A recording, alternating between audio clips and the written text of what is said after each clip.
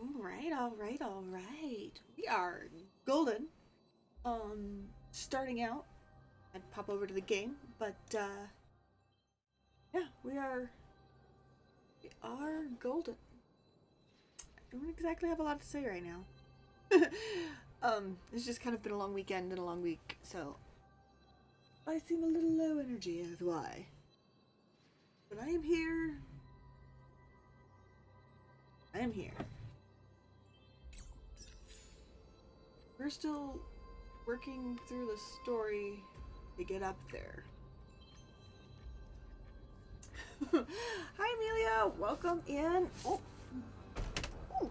How are you doing today?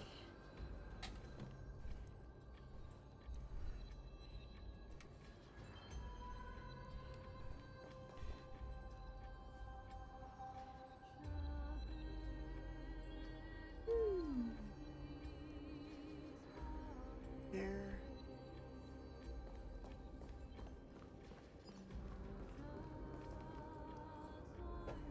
Aw, that's so fun. I've been okay. It's been a long week, but I'm okay. um, got a mother's thing later today and all that stuff for me. But I hope your date night goes well. It's exciting.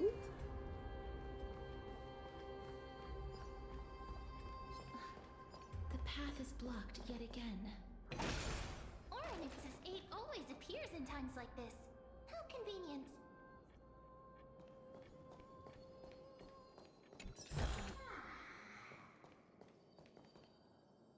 Just over there. Okay.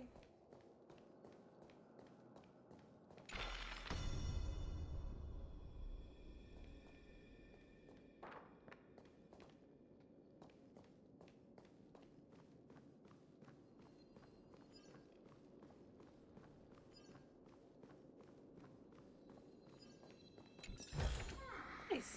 Guess going back was worth it.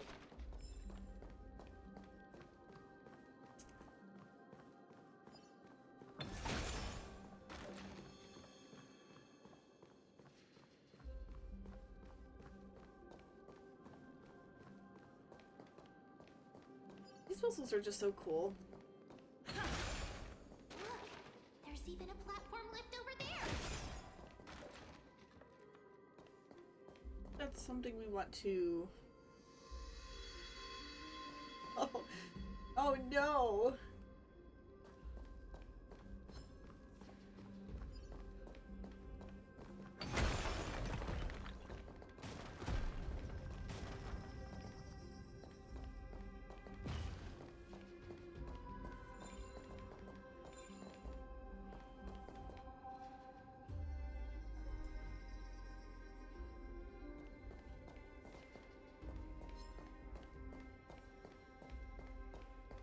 Well, I hope it... I hope it doesn't take too much longer.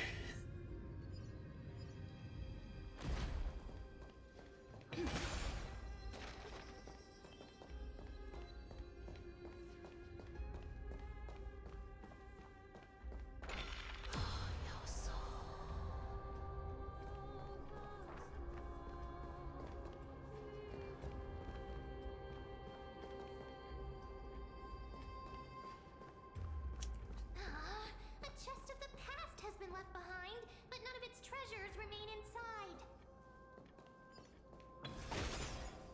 Crying.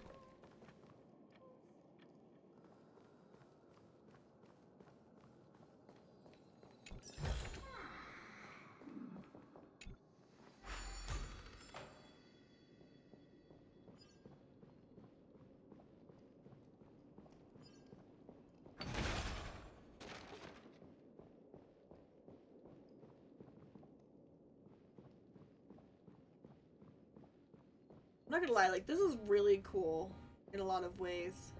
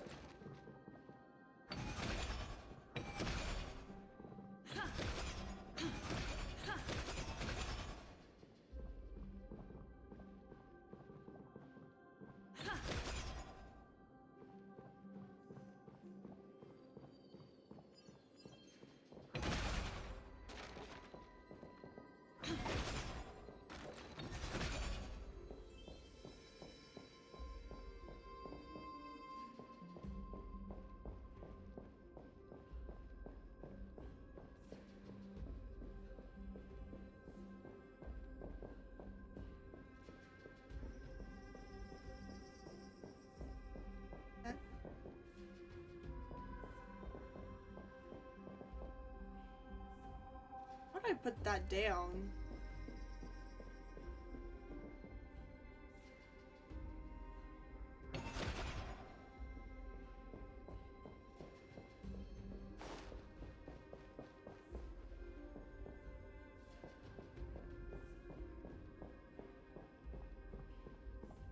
Wait, what if the miracle suddenly loses its effect? Mem, do you really want me to answer that?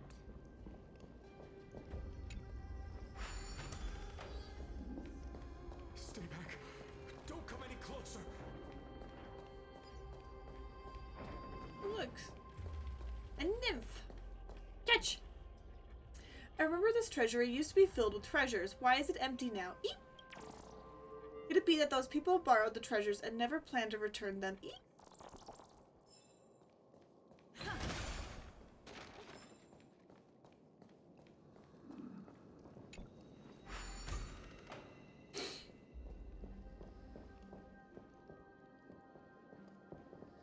Oh, hello.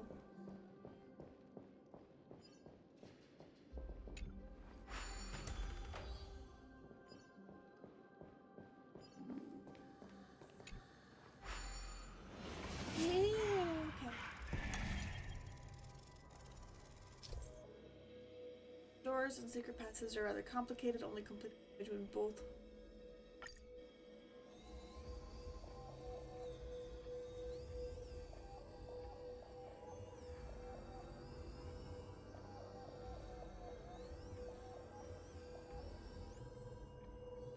There we go.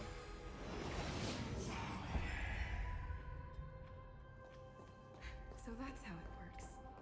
Yeah, that is how it works. That's cool. I was like wondering how to get over to where this was. Looks good. Like some of these other things in this area.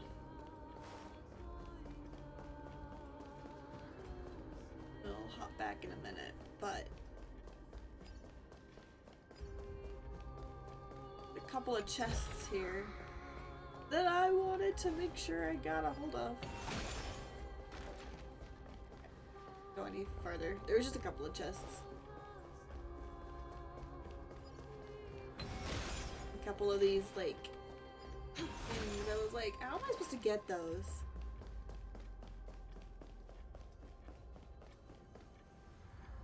Oh, we can change the direction. Oh, hello. Enter that hidden passage.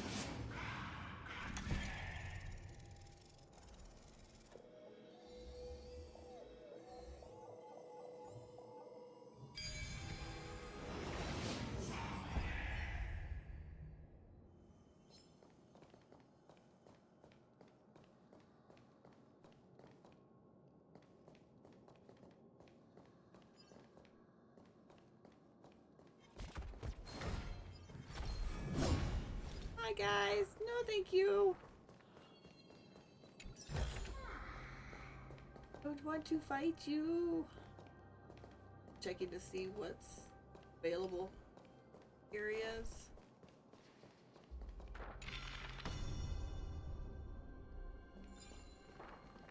Ah.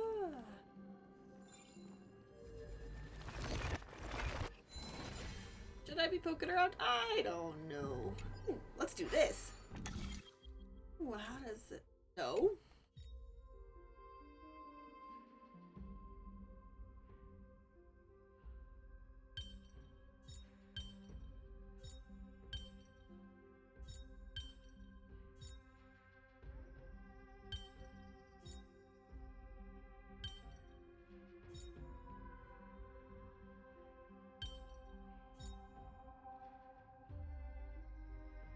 There we go.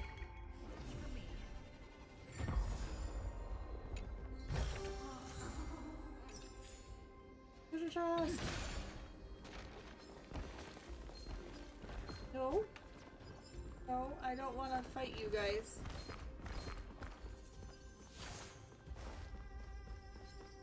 Into a fight.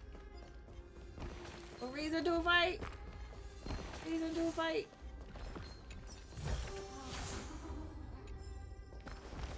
to fight me. No, no reason to fight. No, no, nope. No reasons. No reasons.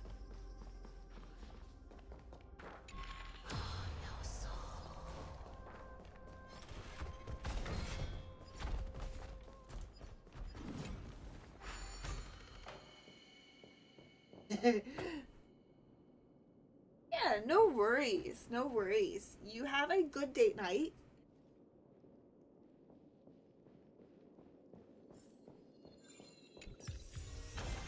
Great. The more the better. Cool.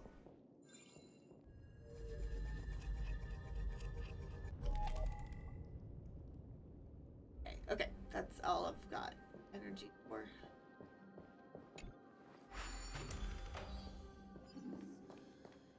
Okay, that is everything I can get down here. Oops, no. I want to just jump. Jump, thank you. Change the direction.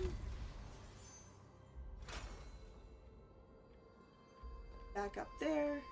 Hidden passageway.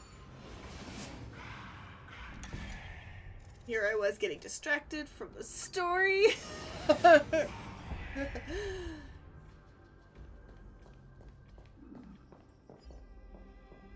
Pick up the room.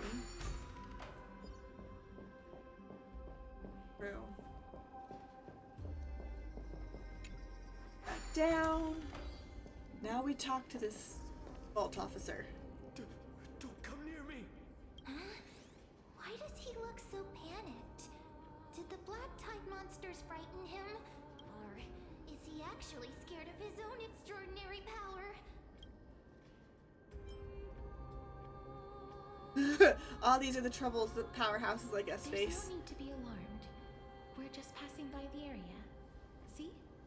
None of us look threatening. You have a point. Although, while this might once have been the royal vault, it's since been plundered empty. So please go away right this instant. You've misunderstood us. We simply heard your shouts as we were passing by, then decided to come over to find out what happened. My goodness. Did I really yell out loud? How rude of me. Oh yeah, no. I was like making sure my mic was on. I'm sorry to have bothered you. I merely saw a warrior. While that spirit didn't harm me, his blows really packed a hefty punch. A warrior? Could it be? Wait a minute. You seem to be quite different from him. Are you actually alive? How can you walk around here while alive? It's a long story. We're here to seek an audience with Thanatos. Thanatos? Who's that? Is it possible that he's also living in the era before death descended? Probably. Death. Could it be that you are here to defeat the evil dragon Pollux? Pollux. Is that the embodiment of No. Death? According to the warriors under the Centurion's command, that evil dragon has been dead for quite a while. The curse that condemns people to death didn't originate from it. But they saw a girl within the dragon's embrace, and she is the true Reaper. Ooh. Pray tell, where is that girl right now? I've heard that the Queen spared no effort in bringing her back to the castle. Her Majesty intends to control all of Amphorius with this unprecedented power. As for whether this rumor is true, well, no one knows. You have my thanks for the invaluable insight that you've given us. Please, treat this touch as a token of my gratitude. You... Are you... Thank you. We can have peace. This is his. So listen. Then you grant granted him death? That isn't like you. You would have refused even if I commanded you to do so. I don't know. I did it out of sympathy, believing that I wouldn't be racked with agony, but I am still in a state of turmoil. Sympathy? Sympathy for that youth who triumphed in every battle? That young man was favored by Talantin, who taught him a move that will defeat any mortal enemy with a single blow and emerge victorious every time. He could rely on that move to always achieve victory during Era Chrysia. However, now that death has descended upon the mortal realm, that divine swordplay also means he can send others to death at will. In other words, You feel that he's similar to you? yes. Since he can never be inferior to others in martial combat, death would be the inevitable outcome every time he strikes. That's why he approached me and pleaded. Pleaded for me to put an end to all of this. You are perhaps feeling lost from making your peace with death in so abrupt a manner.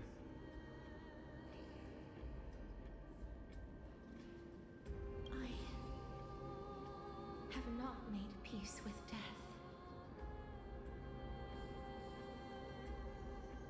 I've seen the people of Idonia stand tall and proud in the face of death. Even before the fated finale arrived, they were already content with the lives that they'd lived.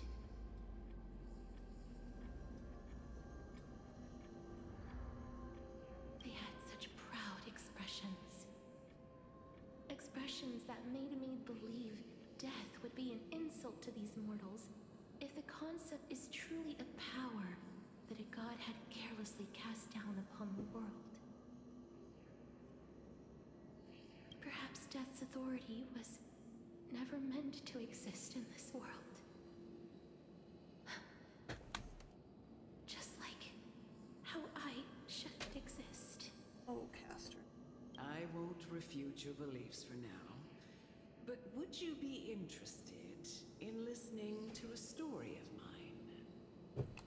It's a fairy tale from foreign lands, told by the person who brought you to me in that ice field long ago.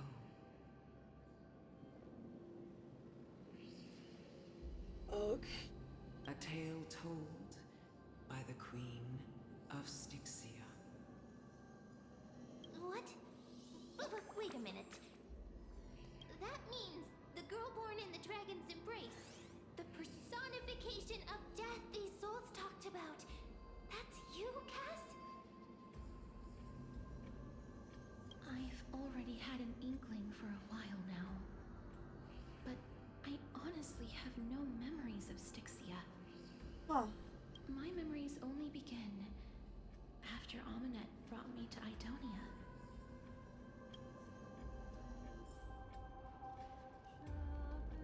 Whoa! Lord up! Look over there. Okay. Don't look back. Keep moving forward. Always.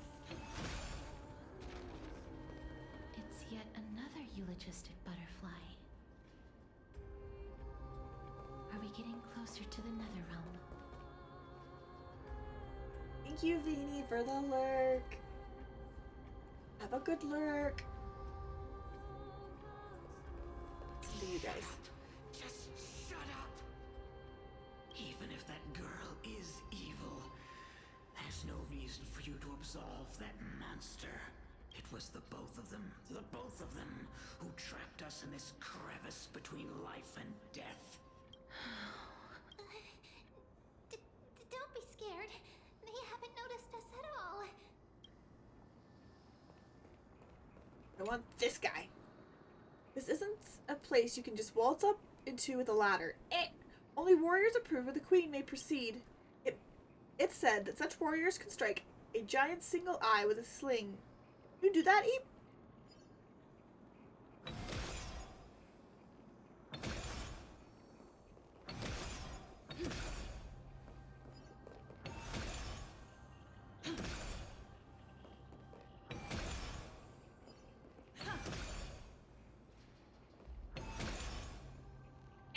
Since you've beaten me, I'll turn a blind eye this time, but remember, I'm a dedicated guard. Eep!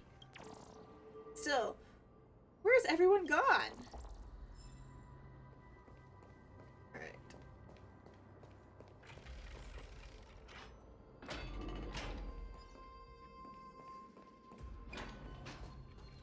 Chest before we go. Is that all? Not. Ooh. Was not expecting that. I don't know why. That's fine. A rumble. This is...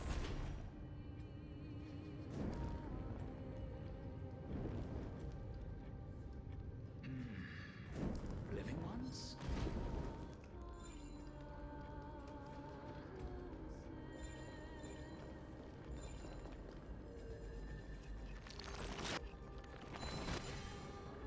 Where is the... There it is. He's going up.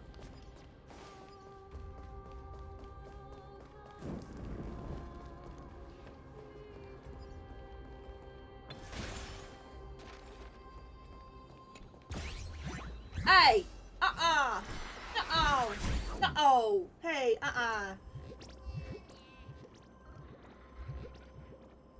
Oh, little bastard.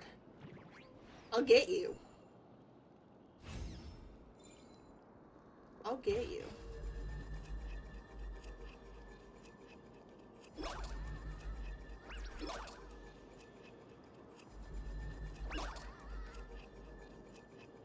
Escape from me, little thing. Behold, a great work of old Bartholos. This huge raw stone was pilfered from the bottomless depths of the sea, then to determine if it really held a crystal filled with magical power. The stone was lifted to the sky and split it open to peer inside. Stop. Stop it, you're no titan. How much would that thing up there fetch? It's invaluable, assuming you can find a way to move it. Even if you just had some mountain dweller melt it down, you could get a good amount of gold out of it. Fine, I was just spinning a tale. This is the nether region after all, worlds apart from the mortal realm. Who knows what those things in the sky actually are, though I must admit the view is absolutely killer. Wait, did I just stumble into a deadly joke? Well, I suppose there wouldn't be any living being left to tell the tale with this killer on the loose. Wait, give me my chest back. Yo. Oh, there's this.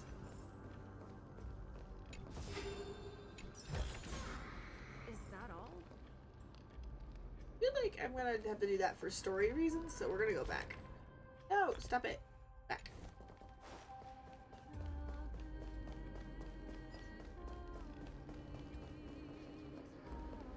Oh, could you be the scions of Styxia?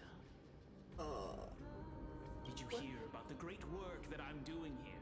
And have thus arrived to give me the last material that I need for transmutation? Great work? Have you heard of the great name of Pollux, perchance? Definitely heard that name many times today. You have? Then that's good.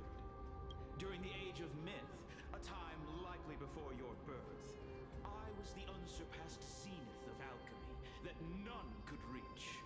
On the shoals of the River of Souls, I shall make Pollux soar again and bring death back to the world.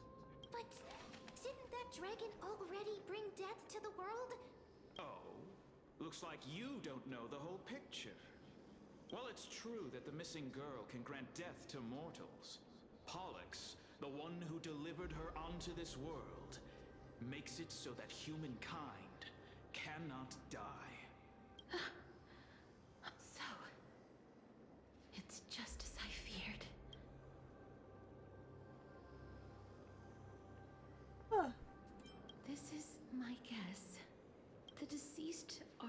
supposed to drift down the River of Souls until they reach the end of the West Winds.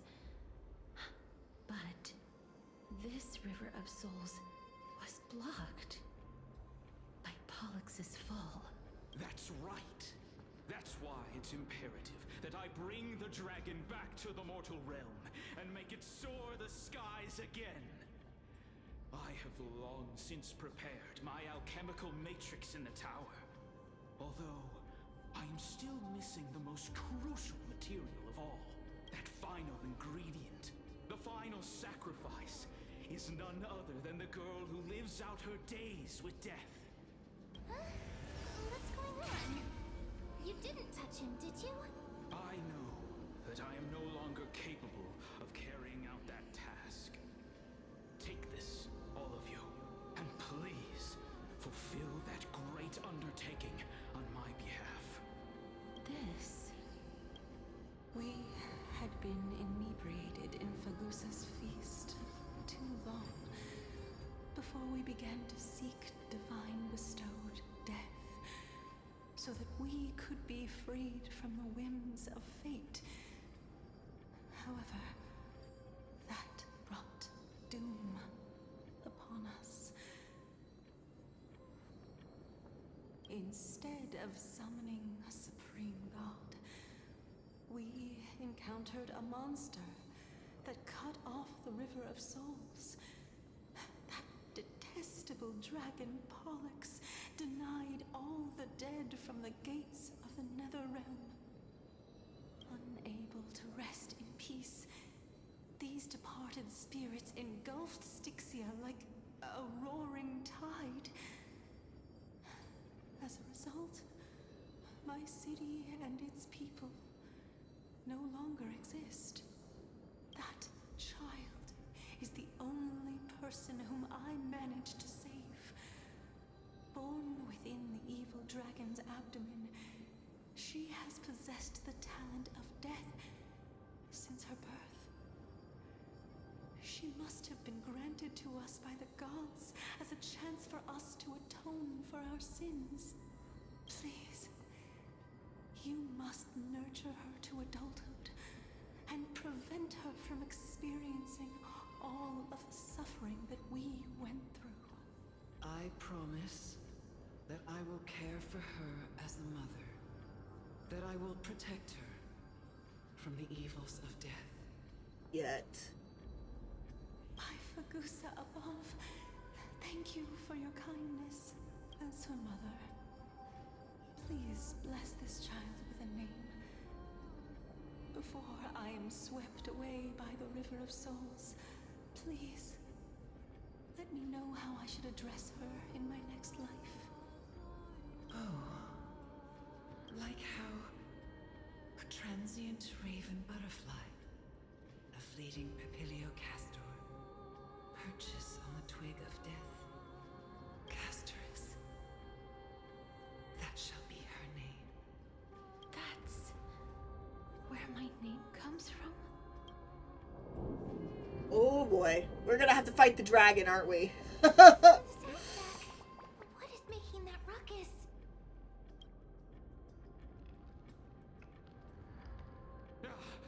Living ones, don't waste your time bickering. The Netherrealm's wrath is falling upon you. Black Tide Creations. When did they miss? Please fight them with caution. Be careful not to suffer the same fate as those Black Tide creatures. Oh lord. Hide behind me! Okay. Stand still. Eventually gonna have to fight a dragon.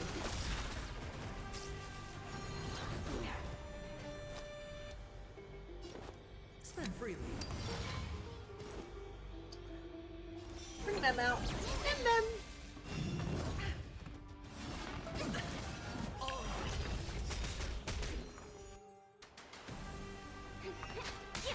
Relax.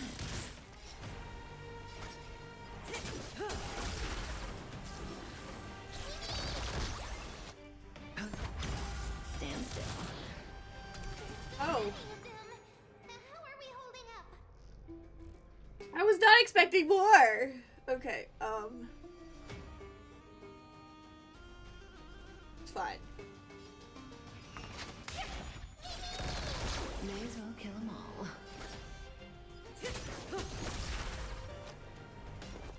It's on me. I need some defense. Watch your head.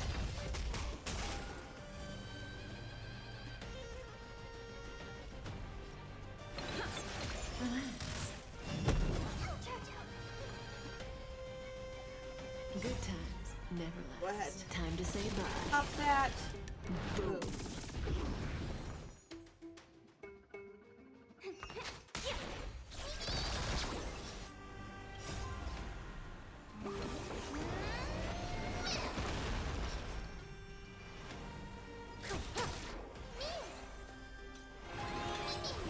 Say bye to breathing. Oh, she does. Nice. And great. The target is fine. Stand freely. Bolster everybody's defenses. Our souls. Who the heck are you? For the feast of strength. Where'd you come from, Mighty Mouse? You? Lord Mighty? Missed you so much that it almost killed me. Pun unintended. You're adventuring the River Souls Lord too? Mighty. You've been through some tough battles once again. That black tide is endless. My death is only temporary. I will find my path of return and go back to the world of the living and continue my protection. Lord Mighty, I have always wanted to. Why does death reject you? I'm the one resisting it. I must resist the temptation to go with the flow. I'll go against the current and kill my way out of this cursed nether realm. That is my destiny. It's really the Proud Mighty? Seems like he's completely focused on resisting the temptation of the dead's whispers. He's working hard every minute to deny death. It seems his battlefield is not limited to the world of the living. Lord Mighty, are you willing to travel with us? We're headed for the Matrix inside that tower to summon Thanatos from their prolonged concealment. Thanatos challenge. Death. That's right. If we can work together and defeat them, you won't have to be troubled by the curse of immortality Not any sure. longer. Let's go together, Castoris. Let the person who has brushed against death countless times guide your way. Cass, are you sure you want to do this? The alchemist said he wanted you to be a sacrifice. I'm not afraid. There's no reason for us to turn back anymore. Rather than standing still, taking action is by far the better option. Perhaps fate might take pity on us today and show some compassion. Okay then. This way. Ooh. Thing to grab.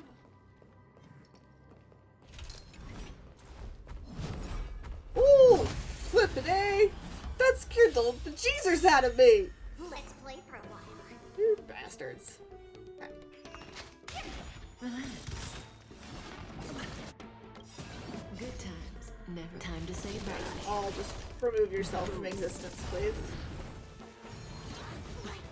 Watch your head.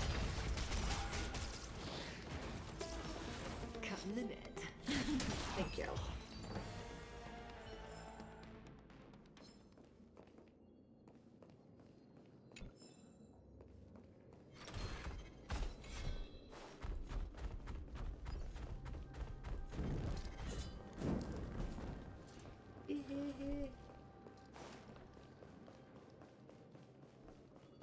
Put you away.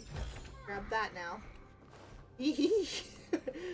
Oh, Lord, that was fun.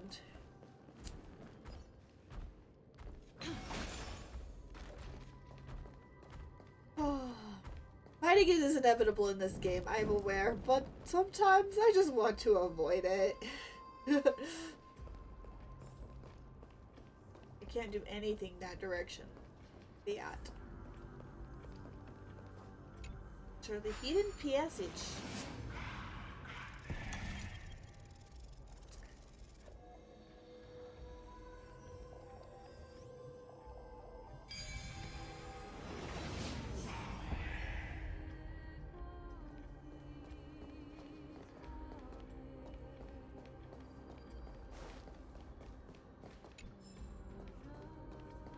Ooh, treasure chest! Looks good. Anything fancy? Probably not.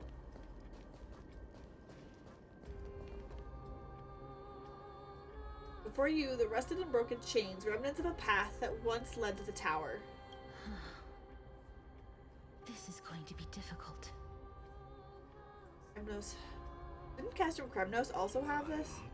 Familiar with this kind of mechanism, but I've never repaired broken chains. If I was more powerful, I would be able to carry one person with each limb and fly the four of us to the other side. The Rune of Recollection is here, but I can't find a miracle orb anywhere. So weird. Huh, could it be in that collapsed tower in the distance? Looks like it's your time to shine. It's still up to me to step up in a crisis. Wait here, I'll go check things out.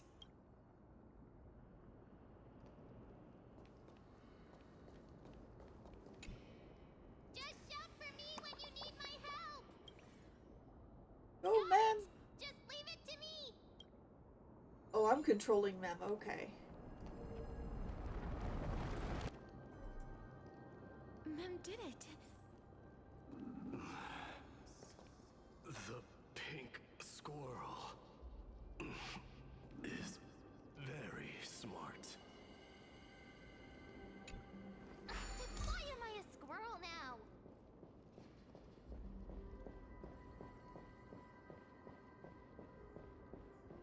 Oh. Okay. Nothing. Nothing at all. The miracle's range is limited. Please come a little closer.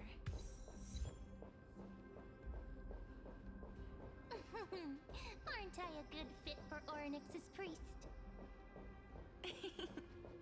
Of course. You're the most competent priest ever.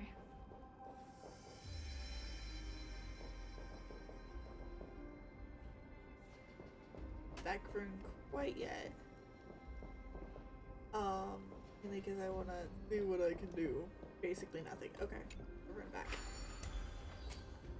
Curious though, what that one? Old space time. You look up at the night sky. Open the treasure. Cool. Okay, just a interesting little situation. Oh, right. The alchemical matrix should be behind this door. Well, let's go. Hi, Pallid. Welcome in. Is that...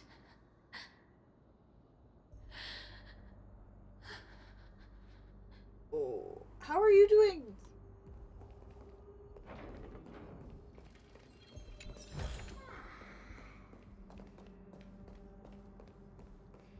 That's good.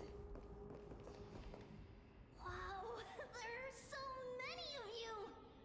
It's little Cass and little Grape. Oh, there's also little D and the pink puppy! Trian? Aren't you And mighty. I get it now. Get what? I'm getting even more confused. This is the first time I've encountered a deceased friend while going upstream in the River of Souls. It really works like this. Just like the other departed spirits we've encountered along the way. I'm also unable to sense the aura of the living on Lady Trian. Yup, you're right. Trian already knows that she'll not be able to return to everyone's side. But Trian believed that little Cass would eventually return to the Netherrealm. Aww. So, Trian has been standing here at this spot closest to the world of the living and waiting for little Cass. Oh, it must have been very tough for you. But according to what Trian said, we're almost at the entrance of the Netherrealm. Trian promised Trevi and Trinan that when little Cass got here, Trian would get the gift ready and be the first person to run over and welcome you. So, little Cass, don't cry.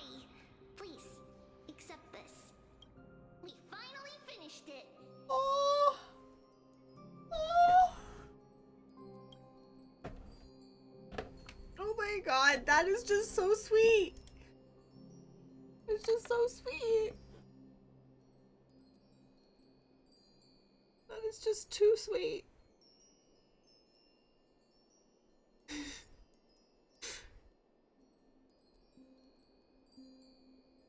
It's got Cypher. Oh. And then it's got also Dead Hung. And me.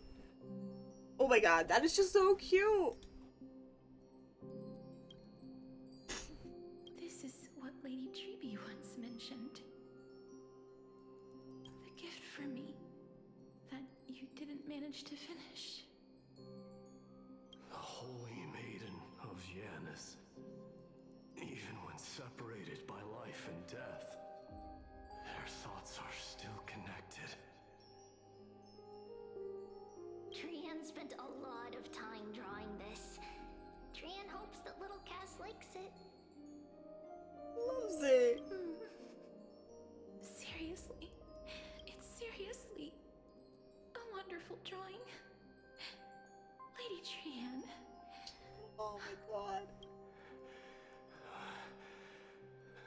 This is our flame chase journey. Little Cass, we don't know what your journey was like before. Treeby has always said that it must have been a very harsh and frightening journey. But little Cass no longer has anything to fear now, because everyone is here with you in this flame chase journey. That's right. Only now, when I see Lady Trian's gift, do I realize that I've already obtained so many things I would never have dared to dream of since I embarked on the flame chase journey. It's the first time I've gained so many companions. The first time I picked up the hobbies of crafting and photography.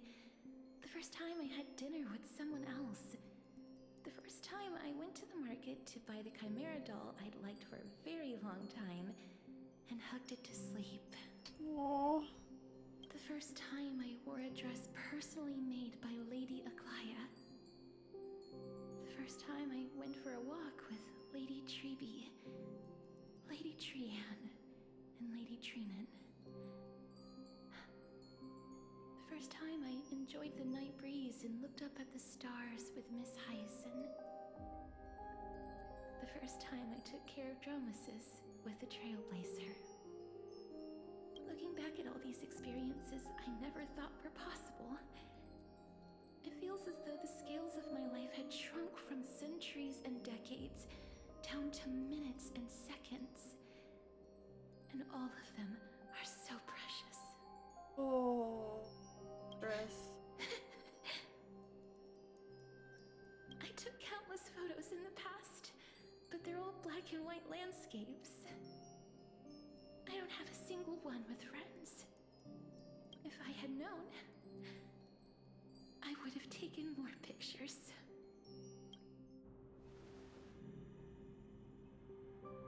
And shall we take one now? Trian says yes! Trian likes little Cass and would love to take a picture with little Cass. Sadly, being departed souls, our images cannot be captured in the world of the living.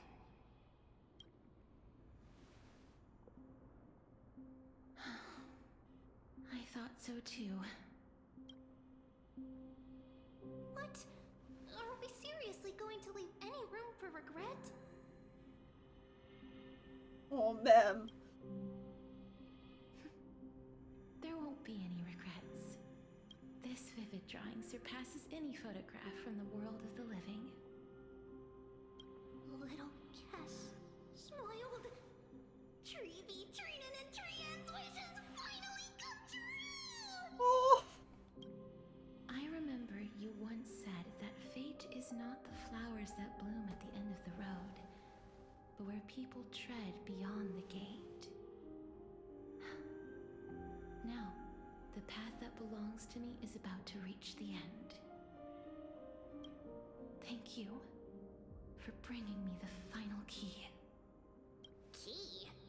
Little Cass, why are you talking in riddles all of a sudden?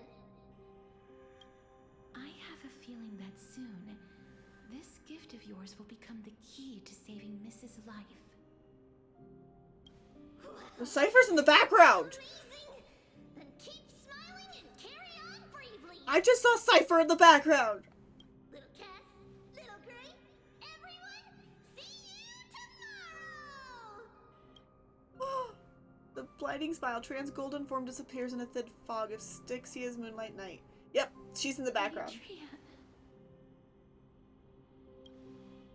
The aura of this place. We have indeed reached the end of the stream of souls. If I go any further, I might lose myself. I must leave now, for the black tide still wreaks havoc in the realm of the living.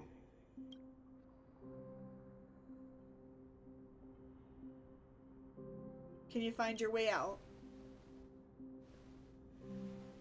I have broken free from the chains of death countless times. This time will be no different. Okay. Sounds good, buddy. Castorus, will you fulfill your duty for the flame chase? I have yet to make my decision, Lord Mighty. No matter. Make the choice your heart desires.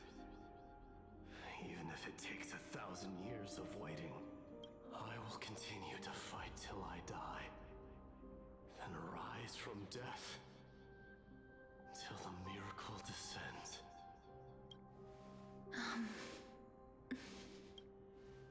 There is one more thing you should know, Lord Mighty. What is it? Professor Anaxa may have deduced the principles behind the Era Nova. You and I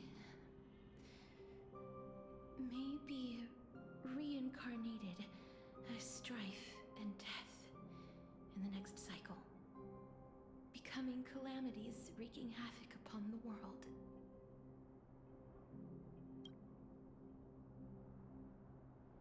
I see.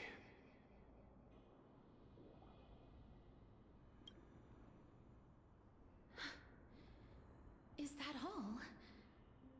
Are you going to accept such a fate without complaints? That's just how he is! Do you have a strategy to shatter the shackles of our fate? I haven't found it yet. Perhaps I never will. Oh, we have an ad break. Alright, guys. Then, cease wasting your thoughts on futile matters. Control what little you can. And when fate's inescapable grasp comes, Resist it with the strength of your mighty will.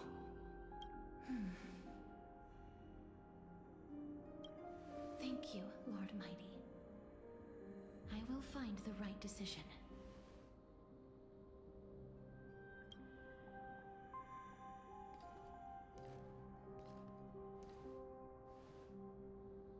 In the name of strife, may you meet a fitting end. This must be the alchemical matrix the spirit mentioned. Let's see. We need to insert Aquila's sky, Georios' earth, Kephali's fire, Fagusa's ocean, and Nestia's love. Huh. It seems our sweet Princess Homebody has made up her mind. I think she's friggin' adorable. In that case, seamstress, I suppose I no longer need to deliver your message. My time is rather precious after all. I would like to know the message. Whether you wish to break free from death or not, please, follow your heart. By the promise you once made, I ask that you fulfill your duty one final time. Casterus, please, live as a human, and die as one. According to that alchemist, the final piece is supposed to be me. However, he is not privy to the past, and therefore cannot see the full picture. Yeah. The past? I saw the twins of death in Kephali's memory, and now I am certain that I was one of them. The trial of the Hand of Shadow demanded taking the life of your family. I died during that trial, falling before the gate to the new world. And my sister, whom I never met, became the Titan Thanatos of this cycle. She was consumed with regret over my death, so she used the Titan's authority to reforge my soul. Yet, it also means she has never revealed herself to anyone, hidden away from the entire world. That's because the Titan she became already fell at the start of everything.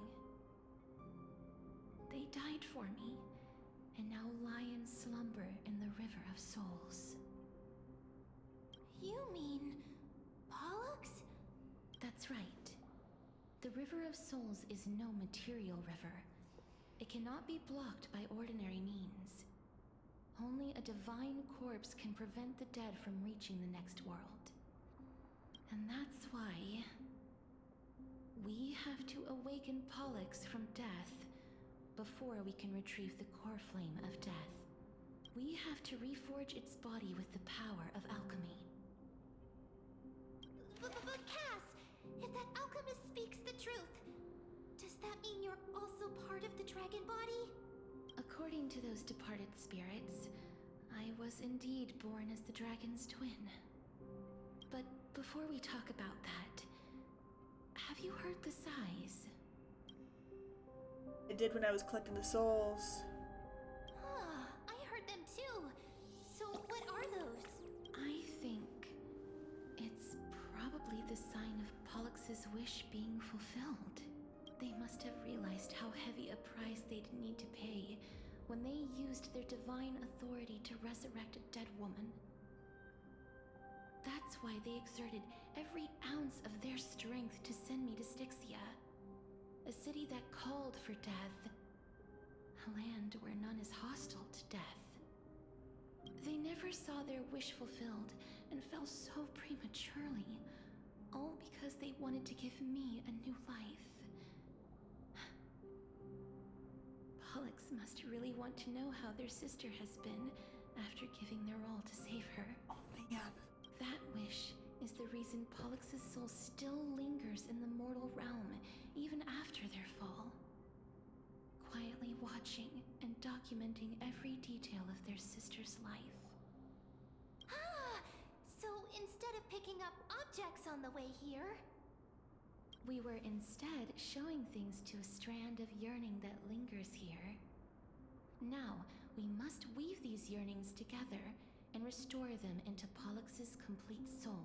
Damn. But all of this is just a hypothesis, right?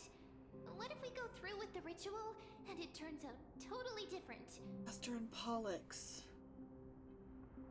Oh, okay. I don't know why it didn't dawn on me till just now. Castor and Pollux. Okay. That's fine. As Professor Anaxa often reminds us, such is the nature of alchemy.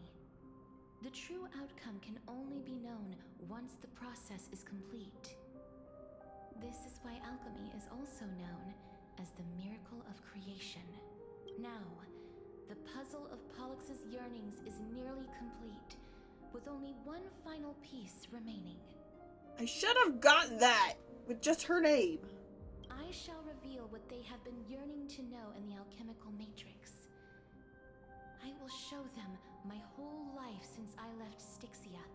Lady Trianne has already drawn a picture of my entire life, and it is now in my hands.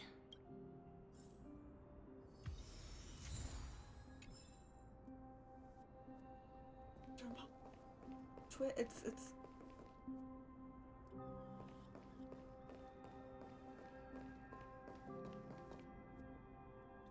I think there's really anything in. Boom.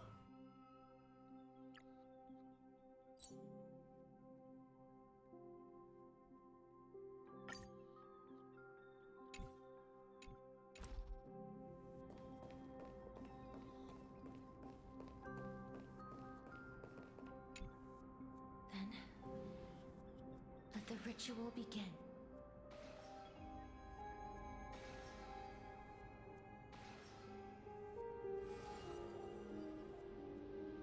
And now, the objective is complete.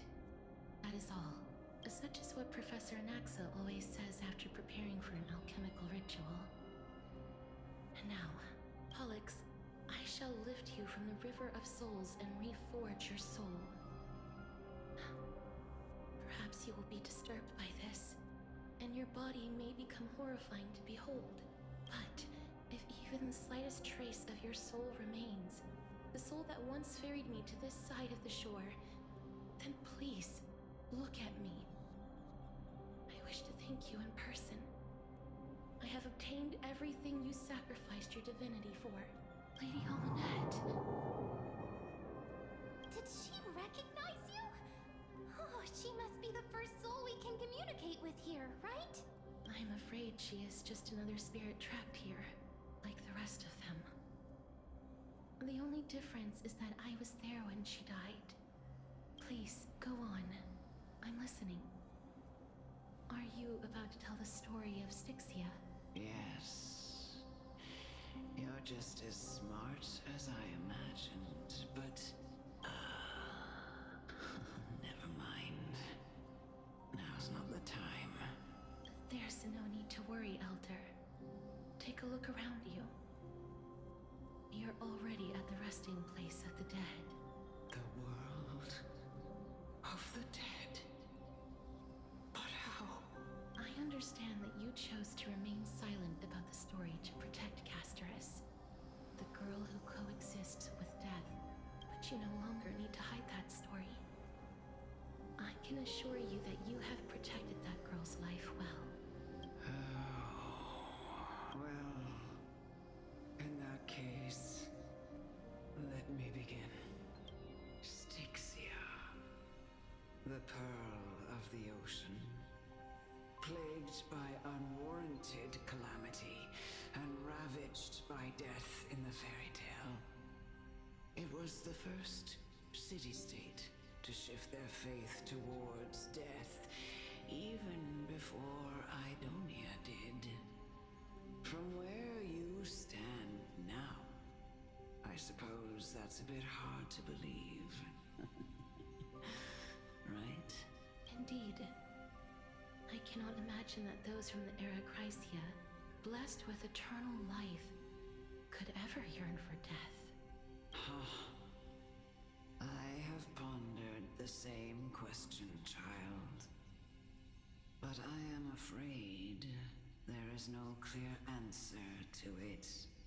Journeys and epics are only glorious and magnificent because all things eventually fade to dust. That's how someone once explained to me why death is necessary to the world. But I still can't take that as the final answer. Would a world without journeys and epics be worse off? I take it the one who spoke this line was a general, or perhaps a warrior. I, however, did find some inspiration in these words. Would you like to hear my thoughts, Castoris? Please enlighten me, Lady Amunet. Though I have already made up my mind on how to handle the authority and core flame of death, your words might truly guide me toward the path forward. You and I are neither warriors nor generals. Therefore, journeys and epics cannot truly resonate with us. But what if I reframe it like this? What if love is not a trait bestowed upon mortals by Nestia, but a blessing from death? Love? No one ever invented the word cherish in the era when life was eternal. For all the good things in the world could be revisited endlessly. And every bond formed carried no risk of being severed. Huh. The so-called Era Chrysia was an age devoid of both virtue and sin. People did not truly live.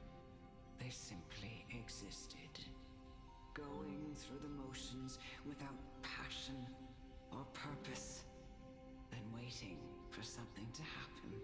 Perhaps the people of Styxia chose to embrace death not out of fascination with its cruel and fearsome side, but instead became fixated and obsessed with the impulses and desires tied to a finite existence. Therefore, death is not a thing of fear and desperation, but... That's right, Castoris. It is the reason we shed tears when parting ways, and also the original spark that ignited the passion of mortals. If you truly intend to deprive the world of death, then be prepared to witness it return to a state of stagnation. I understand, Lady Amunet. Our limited lifespan shapes all that we know and love. Not even the Death Titan has the right to take that away from humankind again. Nestia's love was the chrysalis of Gold's first blessing, but it most likely wasn't understood by mankind. We only learned to interpret this wonderful gift after Thanatos' arrival. Makes sense. If the world was bereft of death, then the Queen of Styxia wouldn't have played midwife in delivering me into this world. You wouldn't have welcomed me into Itonia, and Aglaya would never have invited me to join the Flame Chase journey. None of these stories would ever have happened, and I would never have lived, let alone found happiness. Thank you, Mother.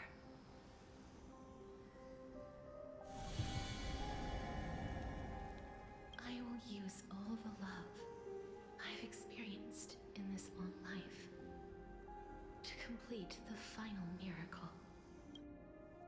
My teacher, Anaxagoras, grant me the wisdom of all things. I call upon thee, the stripped dead dragon's corpse.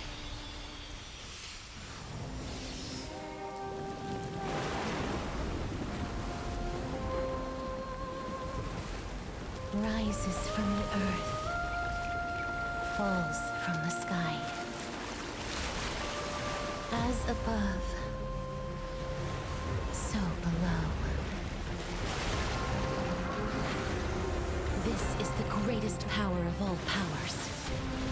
Unstoppable in this world.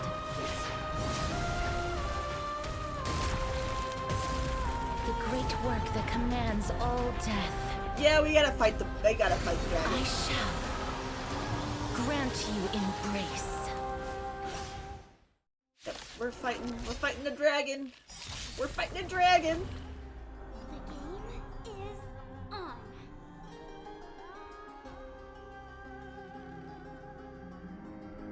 The dice have been cast. Bust. Or maybe I'll take it all.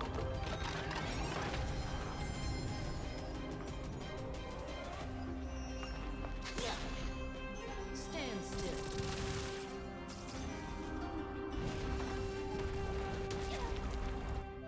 Ow! When all target's HP is reduced, accumulates desperation bubbles. On reaching the limit, remove damage mitigation and enter the enhanced state. Watch your head. Wow. No! No! Shoot! Truly gone? Or will you show yourself again, once we eradicate this hatred and regret?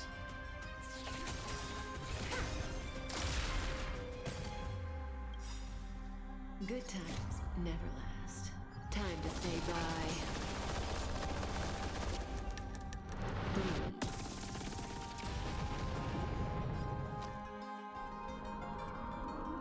I don't think this is gonna help much, but Don't despair.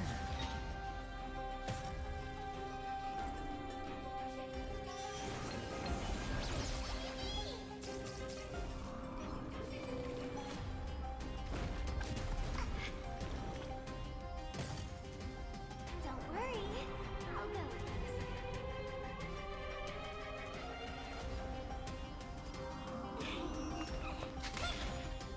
Relax.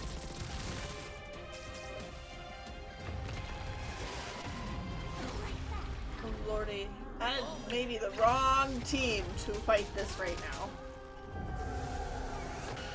I need to redo the team.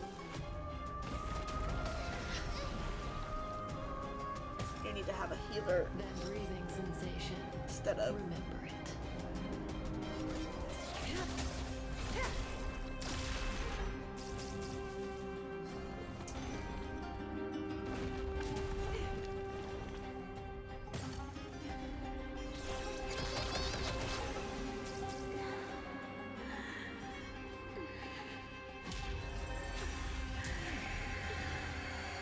I know you're anxious. Don't be afraid.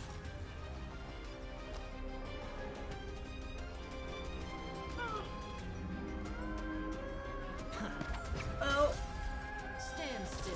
I don't particularly think that we're gonna survive this, I'll be honest. Why don't you stay and play for a while? I'll play the Gatcha. May as well kill them all.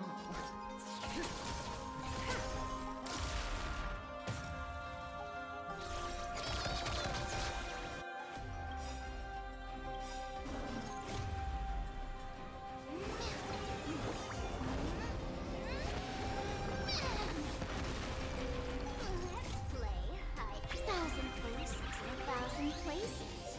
Can you find the answer?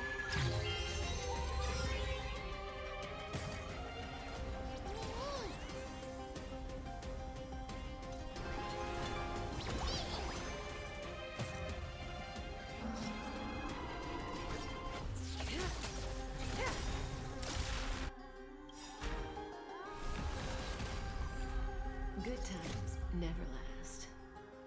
Time to say bye. I thought I was gonna die, now I'm fully healed. Okay.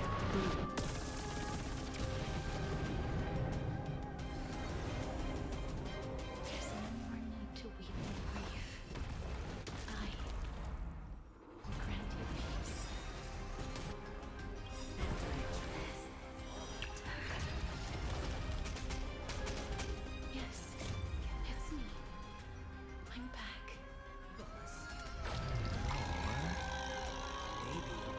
it off!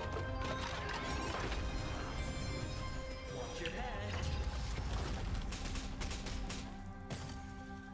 Nimmy nimmy. Relax.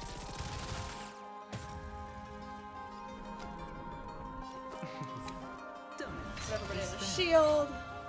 It'll negate some of the damage, right? Worry. I'll go.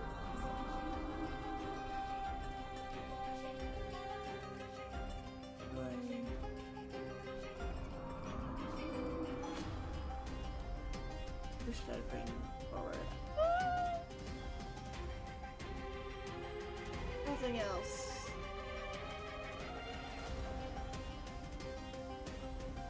Don't move. Alright, I'll call going all in. Taps on me.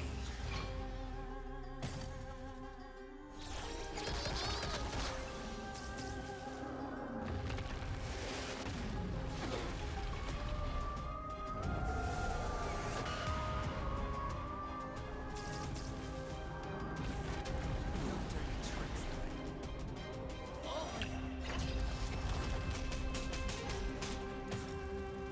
That breathing sensation. Remember.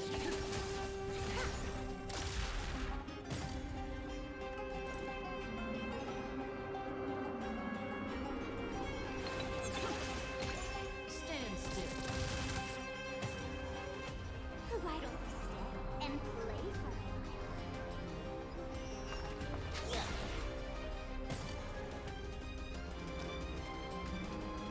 Oh, we've all kind of pretty good defense, so I'm gonna just go ahead and. The dice have been cast. Bust. Or Go ahead and use. I'll take it off. Watch your head.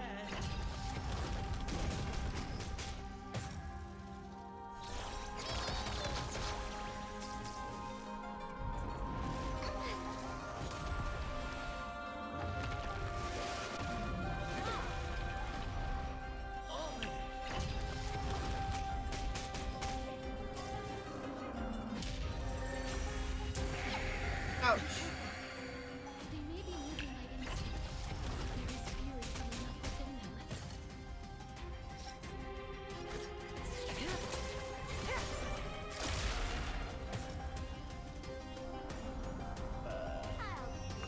best. Relax.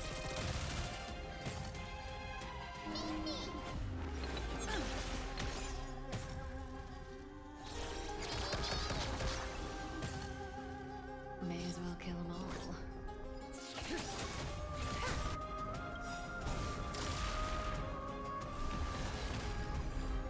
Good times. Okay. never last. Mechanic is very intriguing. It was definitely shocking at first.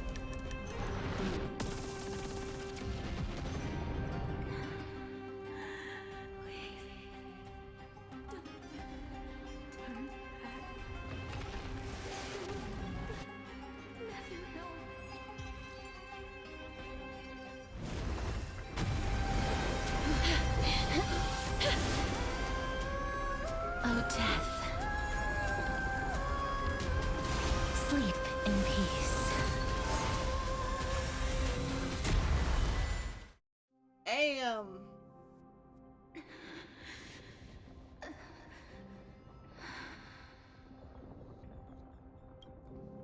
I'm sorry I have to wake you up from ancient death.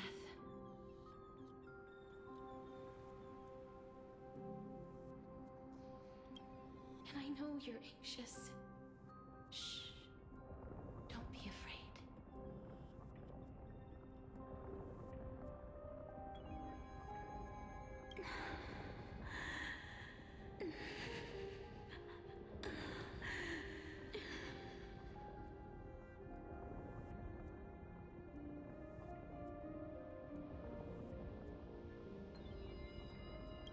Do you remember me? I'm the girl you once carried across the Sea of Souls. I'm sorry I wasn't able to remember you, but with the help of many people, I was finally able to pick up these broken fragments of my past. I I'm back, Pollux.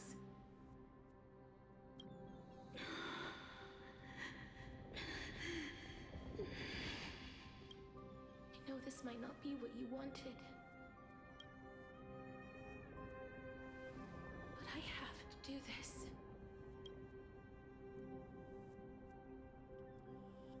So please, carry me across the Sea of Souls again and return me to the Netherrealm. Just like you did in the past. Please take me to where the core flame of death rests.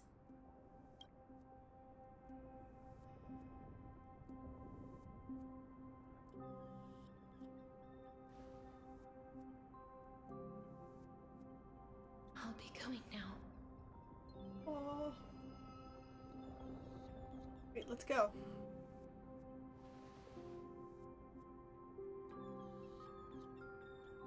They may look scary, but as long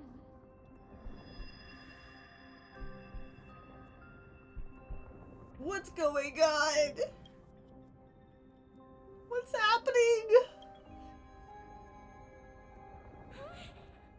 What's wrong? I think I'm done for. are you... What's wrong with her? Her time is almost up.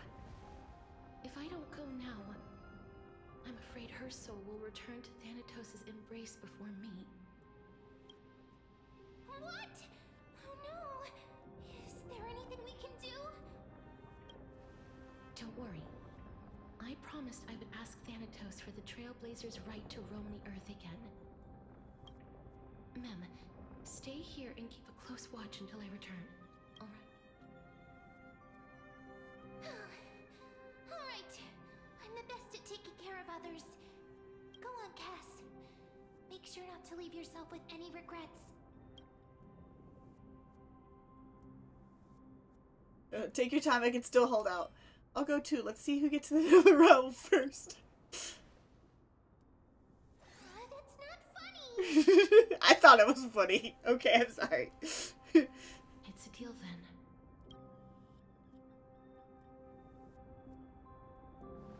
I thought it was pretty funny. I'm sorry. Oh. Please.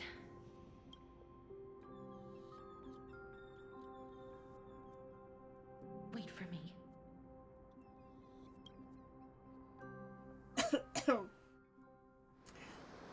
You sit, your little dinghy, eager to hear my song and follow closely behind. Okay. Venture not with me into the vast sea, for perhaps without seeing me you will lose your way in the ocean. The ocean I cross. After all that, you still ended up back here.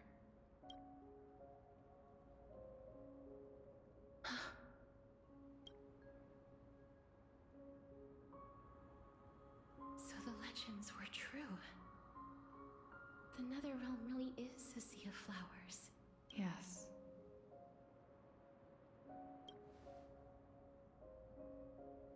Just like the flower fields we tended to back then.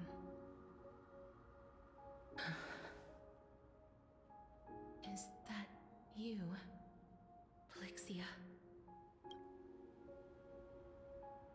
Do you remember me? I don't have the memories from that time, but I've seen you before during an experiment. I see. Call me Thanatos, then. It'll be easier. However, since you recognize the name, you must already know everything about Thanatos, right? Yes. I'm here to reforge the order of life and death in Amphorius.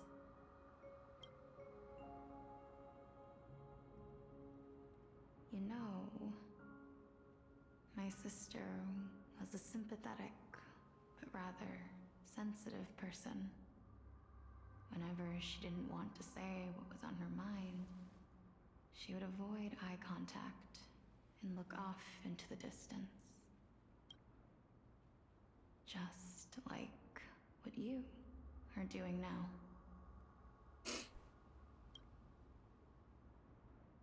Can you tell me about the last Era Nova? What did you do, Polixia?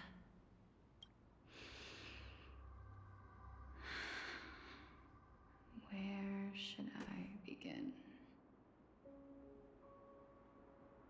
I suppose we can start from the beginning. A long, long time ago, there were a pair of like-minded twins. As foretold in the prophecy, they were chosen to be successors to the god of death. But fate was cruel. The price of attaining divinity was to take the life of a family member with our own hands. That trial was indeed recorded in that memory. Then you should already know that my sister voluntarily gave up her own life, so that I could ascend as the demigod of death. But I couldn't accept that. Why did we have to kill each other for a future she'd never see herself?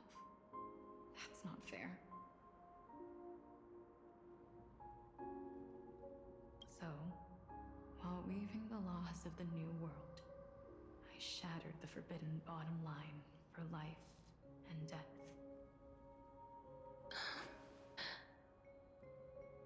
I reshaped my sister's soul and took the form of the great dragon Pollux to carry her up the River of Souls and back into the mortal realm.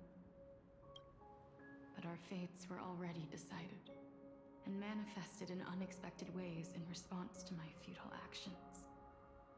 Aging is an unbreakable law of nature laid upon humankind, created at the same time as death. When the living die, their souls will meet Thanatos, who would determine where every soul goes. If the Reaper raises their left hand, the soul is granted death and allowed to enter the Netherrealm to await reincarnation. If they raise their right hand, the soul is rejected by the Netherrealm and returned to the mortal realm to continue walking the earth. That's why the Hand of Shadow can only lay down judgment and not embrace another being. Yes. Death was originally a pair of hands, but they were split in twain when we reached the mortal realm, never to touch each other ever again.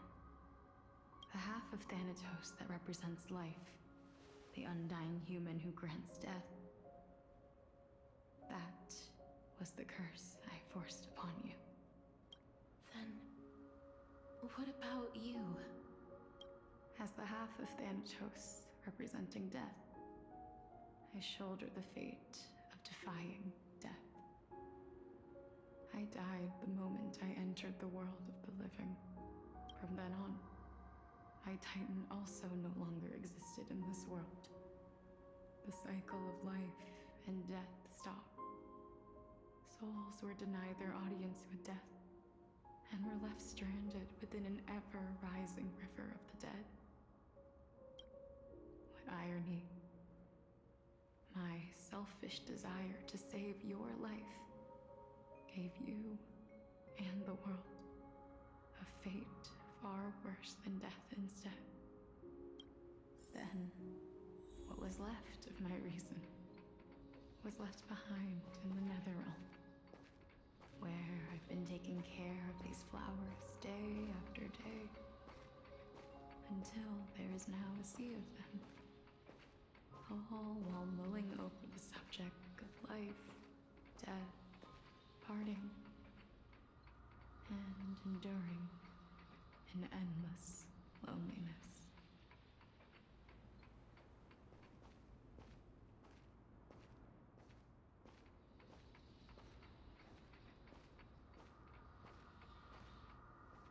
Fate is absurd indeed. Our lives were a mirrored image of one another, like a pair of hands. Even so, we arrived at the same destination. We walked different paths, yet experienced the same pain.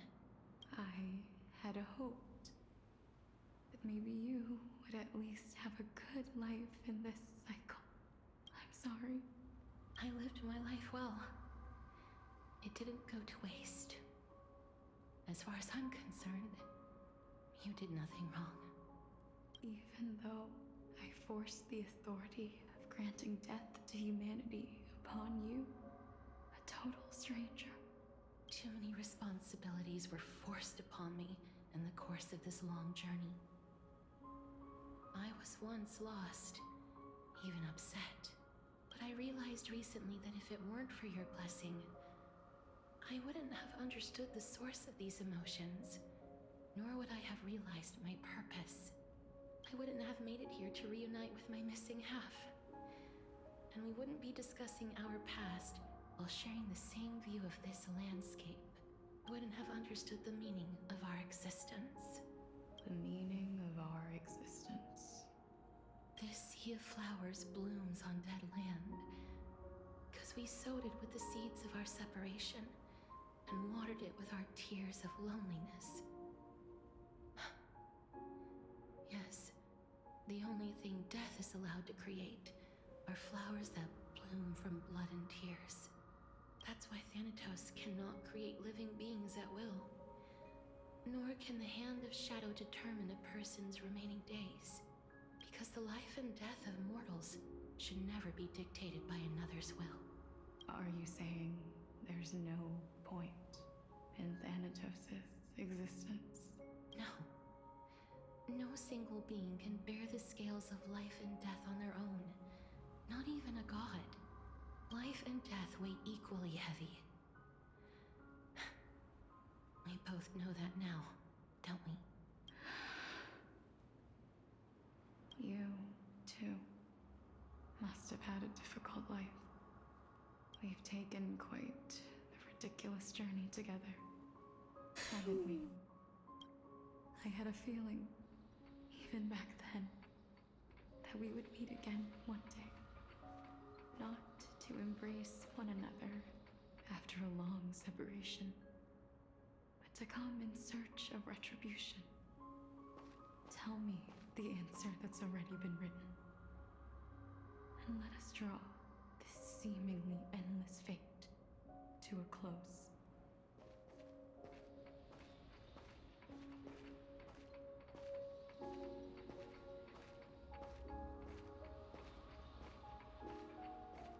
Oh boy.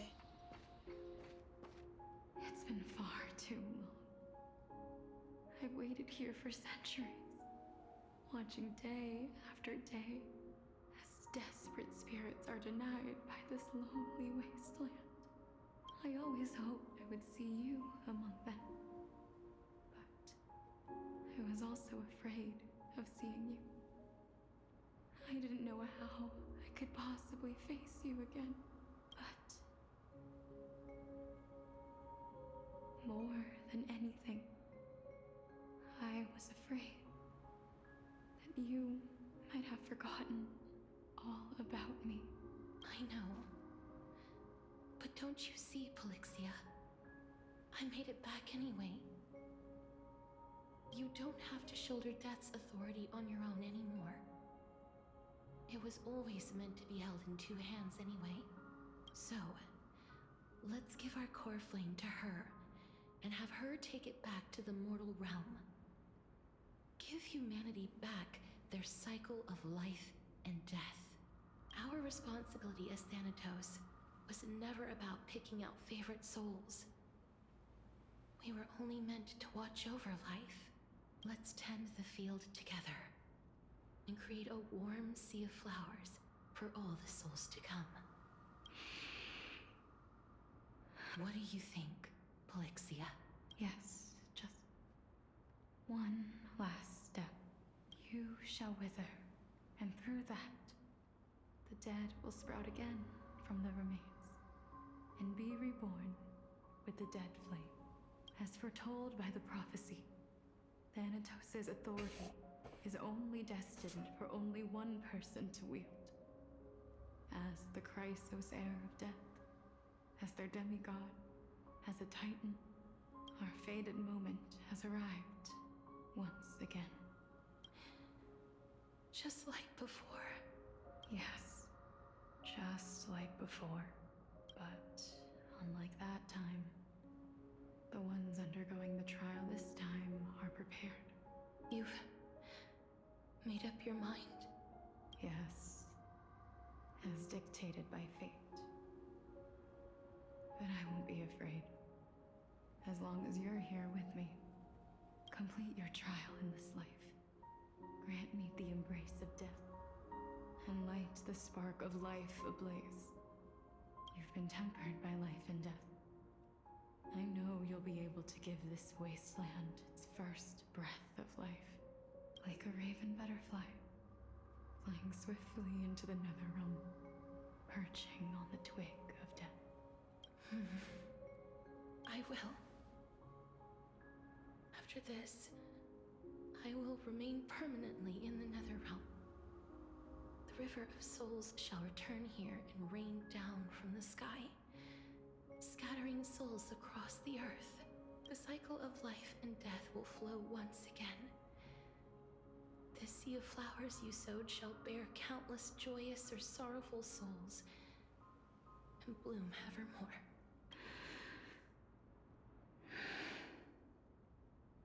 Thank you. Just one last thing. Can you grant me one wish? Of course. What is it? Please, don't forget me. I promise you. When we meet in the next world, even if I have endured another reincarnation, even if we do not know each other's names, I will still hold you tightly in my arms. Just like what I did when we were born.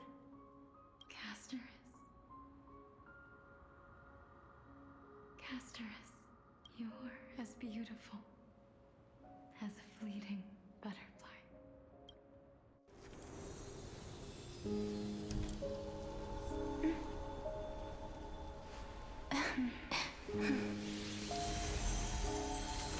I will bring rest to death. And from now on, stagnant life will once again flow.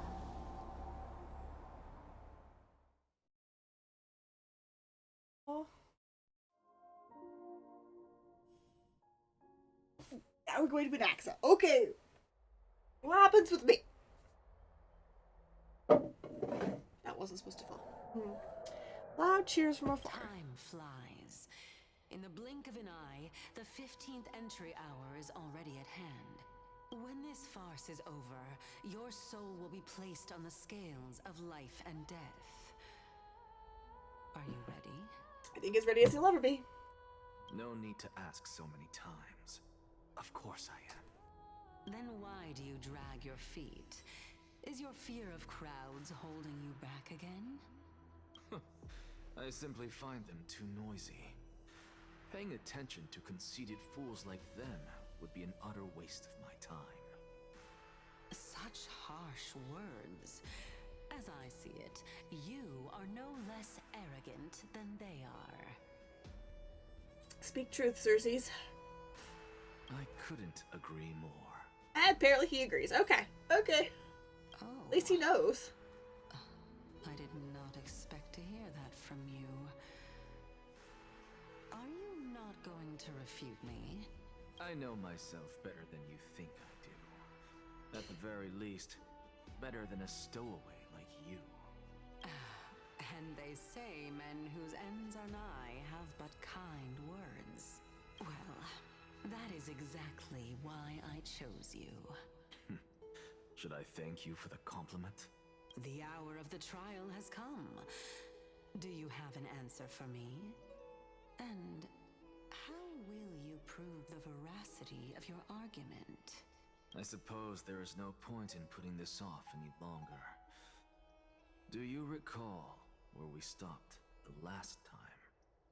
You were saying that Amphorius's history is cyclical.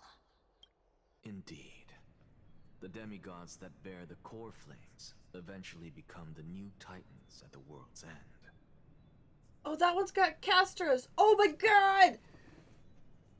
Okay. I didn't think this one was any different than the other ones, but no. No, it is different. It is different. It is different.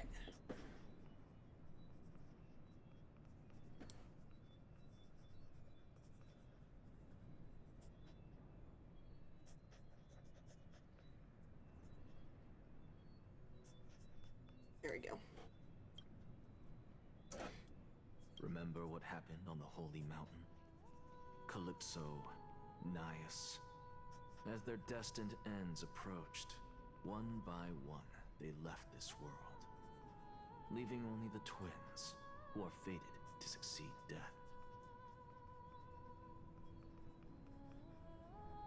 Unfortunately, while their journey is consistent with ours, you and Calypso, as well as Nicodor and Naias, act as supporting evidence. I can only come up with a rough sketch for my theory of a cyclical history.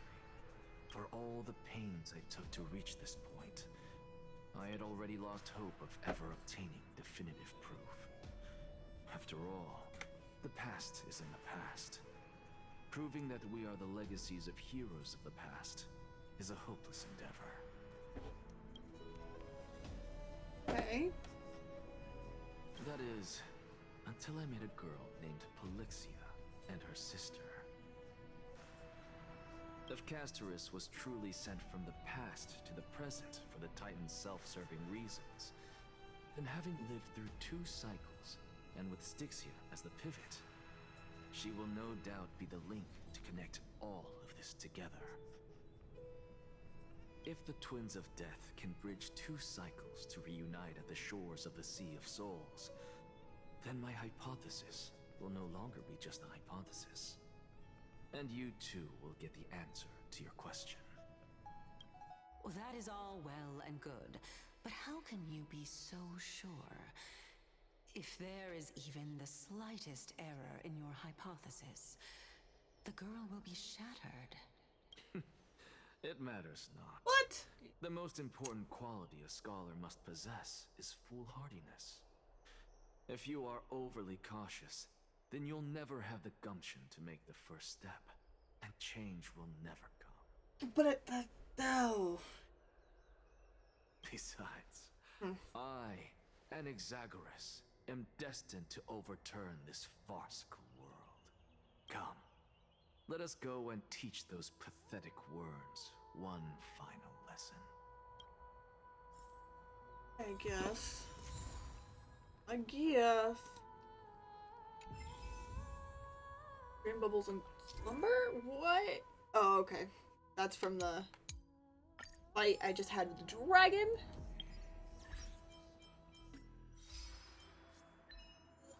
A fairy souls. Okay. That's just from the dragon who I thought I was going to not survive. So.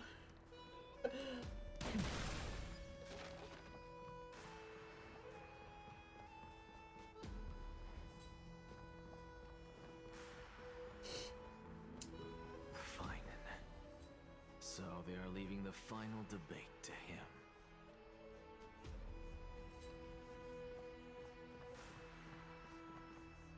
Let those Chrysos heirs who started this terrible war hear you. Let them hear the voices of the people! Oh, lordy.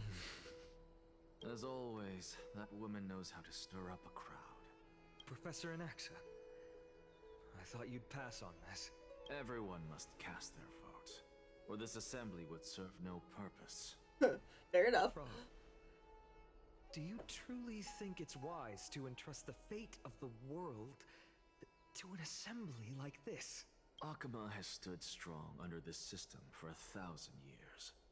It stands to reason that there is purpose in its existence. But that is not what you're asking, is it? What you really want to know is Aglaya making the right decision in entrusting the fate of the world to you?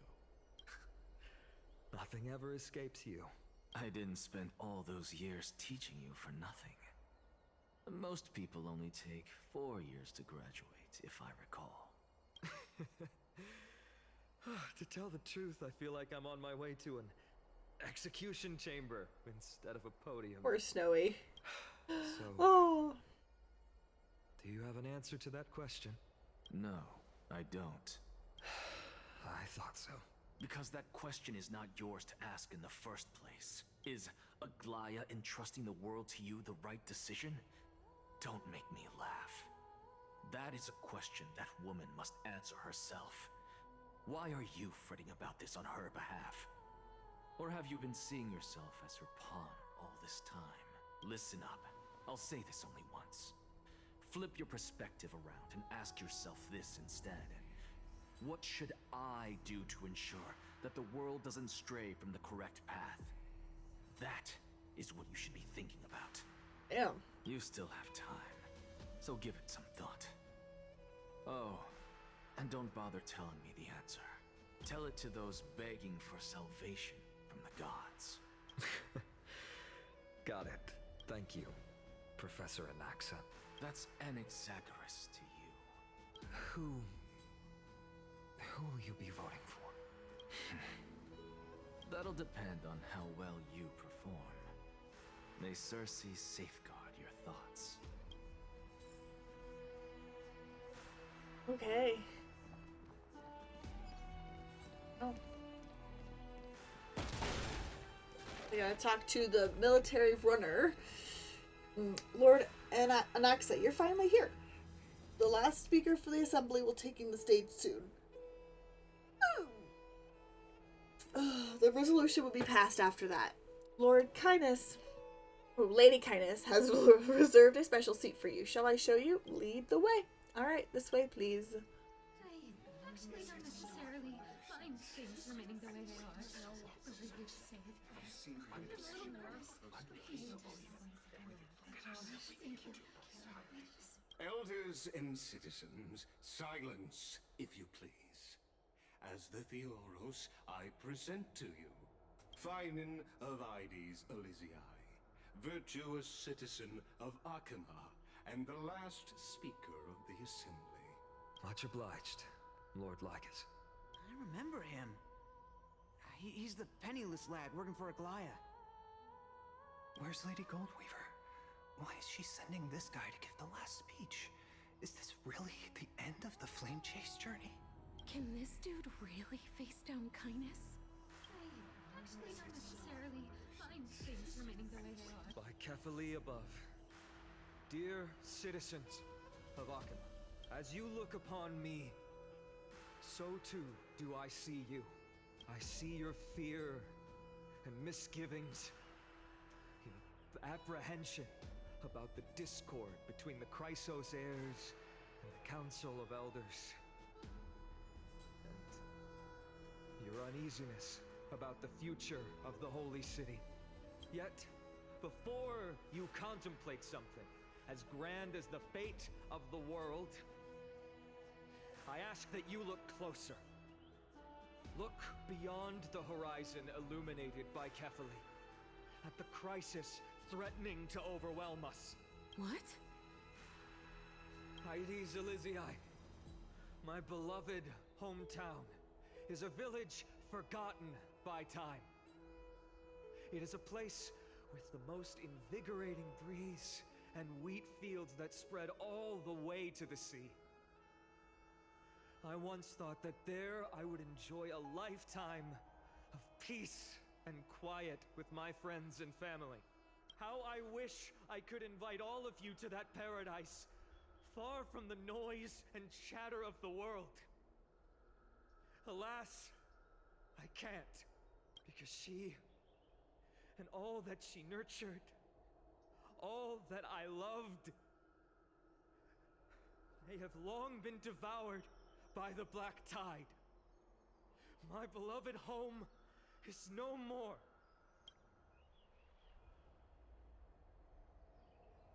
I will never forget the day the black tide struck. My father, Hieronymus, fought with a broken sword to his last breath to protect his child.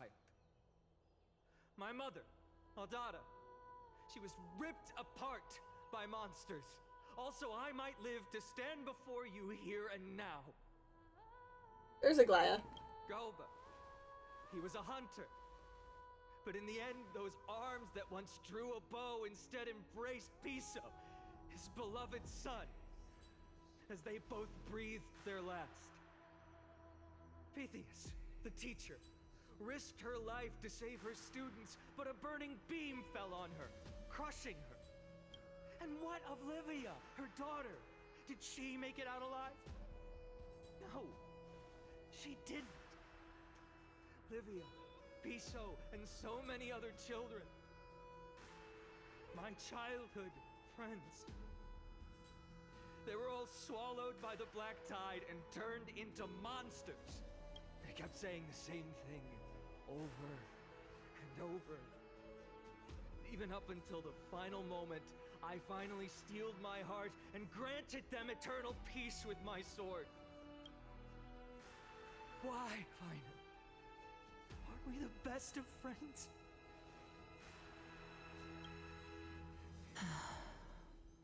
That is the black tide. A looming threat that can bring Akuma to its knees any time. Kindness may have promised that with the 3 Titans of Calamity gone, Akuma will return to an era Chrysia once more. But much as it pains me, I must disappoint you. While the demigod of strife has done everything in his power to hold them back, they are still coming. By now, the name of that black-robed swordmaster, the Flame Reaper, has likely echoed throughout the city already. The roaring thunder is a message from the strife demigod. The Flame Reaper has risen from death, and they hunger for the core flames of the gods.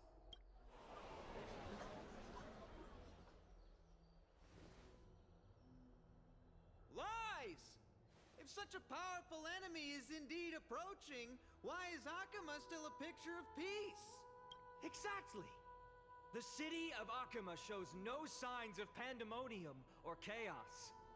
And why is that? I beg you, spare a moment to think about this. Are we able to stand here and hold this assembly in peace today because the danger has passed? No! This peace we enjoy is no gift of fate. We are able to stand here today only because the Chrysos heirs have stepped up and shielded Akuma from calamity. With her golden threads, Aglaya has preserved and continues to preserve these idyllic days that all of you hold dear. No! We've got ads. Okay, I am going to go ahead and take a quick break while we have these ads. I will be back. Terribly.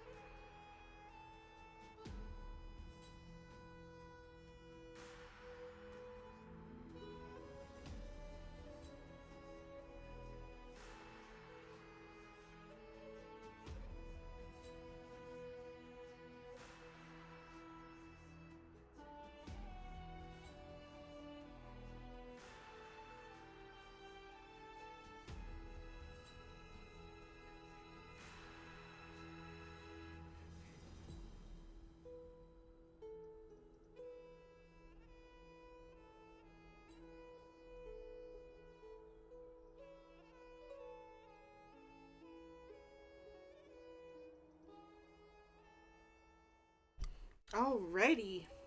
We are back. Snack, liquids, went to the restroom. Should be good. The Council of Elders claims that Aglaia will one day forsake the people because her divinity is eroding her body and soul. But ask yourselves this. Rather than offering her aid and support, why do they choose to watch and push Akama away from the Flame Chase journey? The answer that no one can bring themselves to speak of. A truth stained in blood and buried in greed, fear, and vanity. Allow me to lay it bare before you. It is because the Council of Elders, which bears Akima's history and honor, along with this citizens' assembly we once took so much pride in, are now infested with vermin.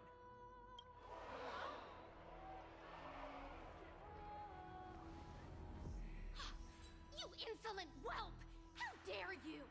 It is true that Aglaia has reached her limit. Why? Because she has been working tirelessly to weave the defenses of our holy city against the encroaching evil. All while these vermin are making up baseless accusations about her and scheming in the shadows. Not once has she ever failed Akama. Yet these vermin attempt to tear her apart, tarnishing her name with unfounded allegations. She may have been blessed by divinity, but hasn't her heart always stayed true to humanity? They attempt to mislead me and reduce this assembly to a crude standoff between gods and humans, but citizens of Akama. Once more, I implore you to open your eyes and look at those around you.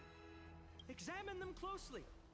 Beneath all that finery, do you see the good heart of a human or the poisonous glands of a pest? Make your judgment, then turn your gaze to the demigods whom so many of you regard as cold and merciless. Do you not see the light of humanity in them? And those who wear the mask of humanity yet utter only hurtful, slanderous words. Can you not see that their souls have been corrupted by power?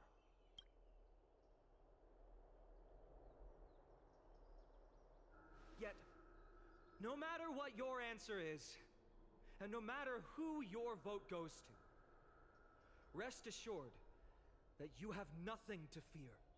For Aglaia, Tribios, and I will remain your faithful guardians and pledge our lives to upholding your decision. And this vow will stay true until the end of our days, where it will be passed on to future flame chasers. A steadfast and unwavering promise that shall endure through the ages.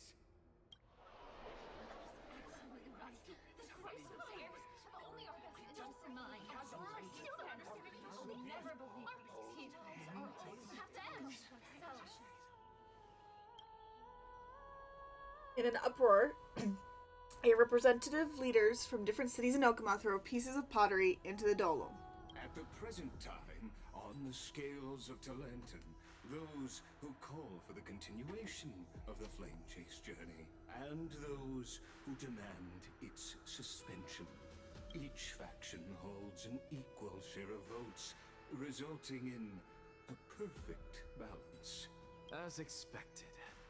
This is the moment when the Flame Chase journey is the closest to its end. And now, it's your turn to vote, Lord Anaxagoras. Is there anyone else who hasn't voted? No, you're the last. Cast your vote with care, for your decision will break this impasse. I have long since made a decision. Very well. May you bring much needed change to this farcical world. Lordy. Oh.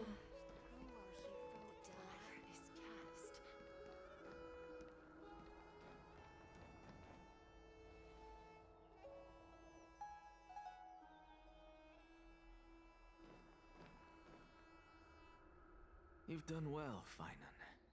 Given the circumstances, delivering a rousing speech to stir up emotions was a prudent move. Thank you all for your patience.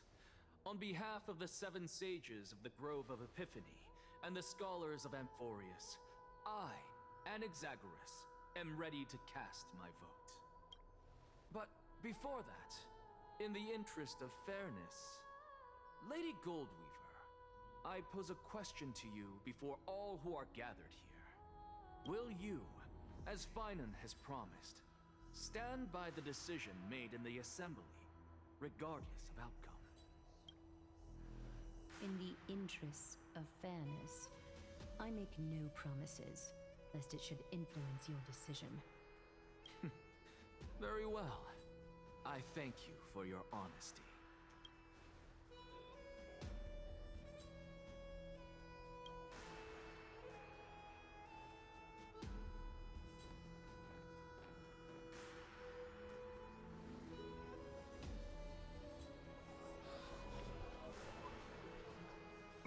What's he doing? The stakes are high. Let's be patient. Cut the act! Who do you think you are wasting our time like this? Who do you think you are? Lord Anaxa, please do not forget that I... Rule number 1. Do not call me Anaxa. Rule number 2. Never interrupt me. Silence is golden.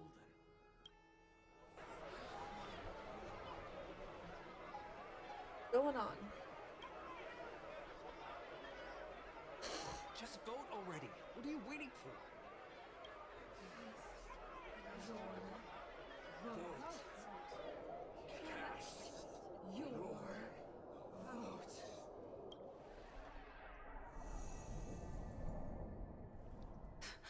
I cannot help but wonder, is every hardship in the world something you will exploit and use to your advantage? How else am I supposed to make use of this situation where my body and soul are separated? Oh, Circes. Or should I say Calypso? Accompany me on this final journey. Let us journey to the Netherrealm and see how she will substantiate the answer to your question and validate my decision. We need only to follow the sound of the tides.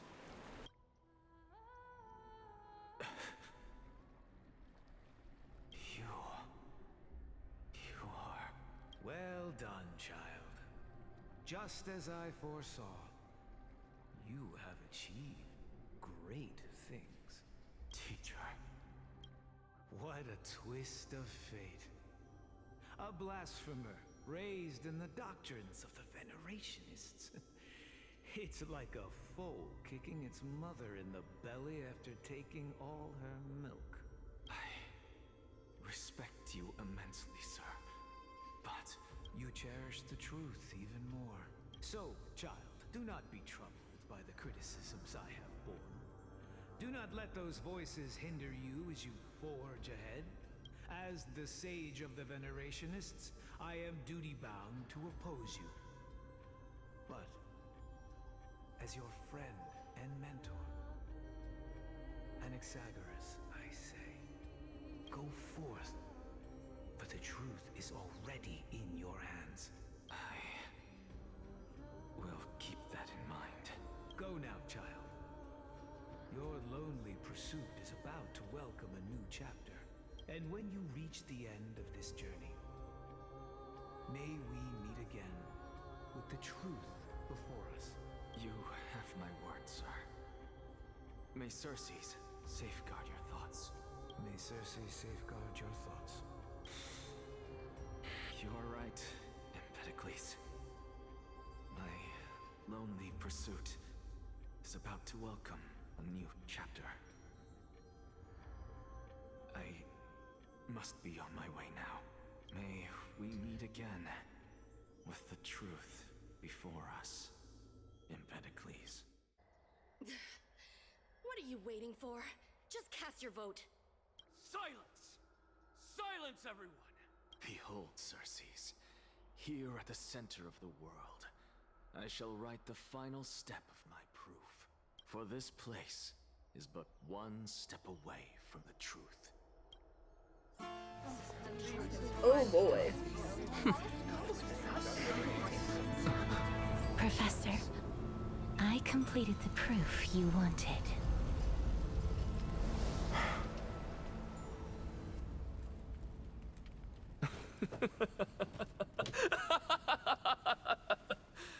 Thank you, Castorus.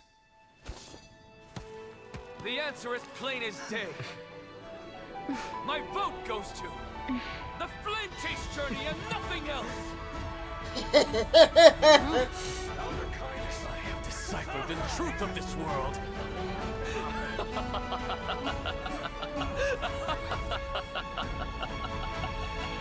Because the Flame Chase journey benefits him. Why else would he not vote the other way? The result is clear.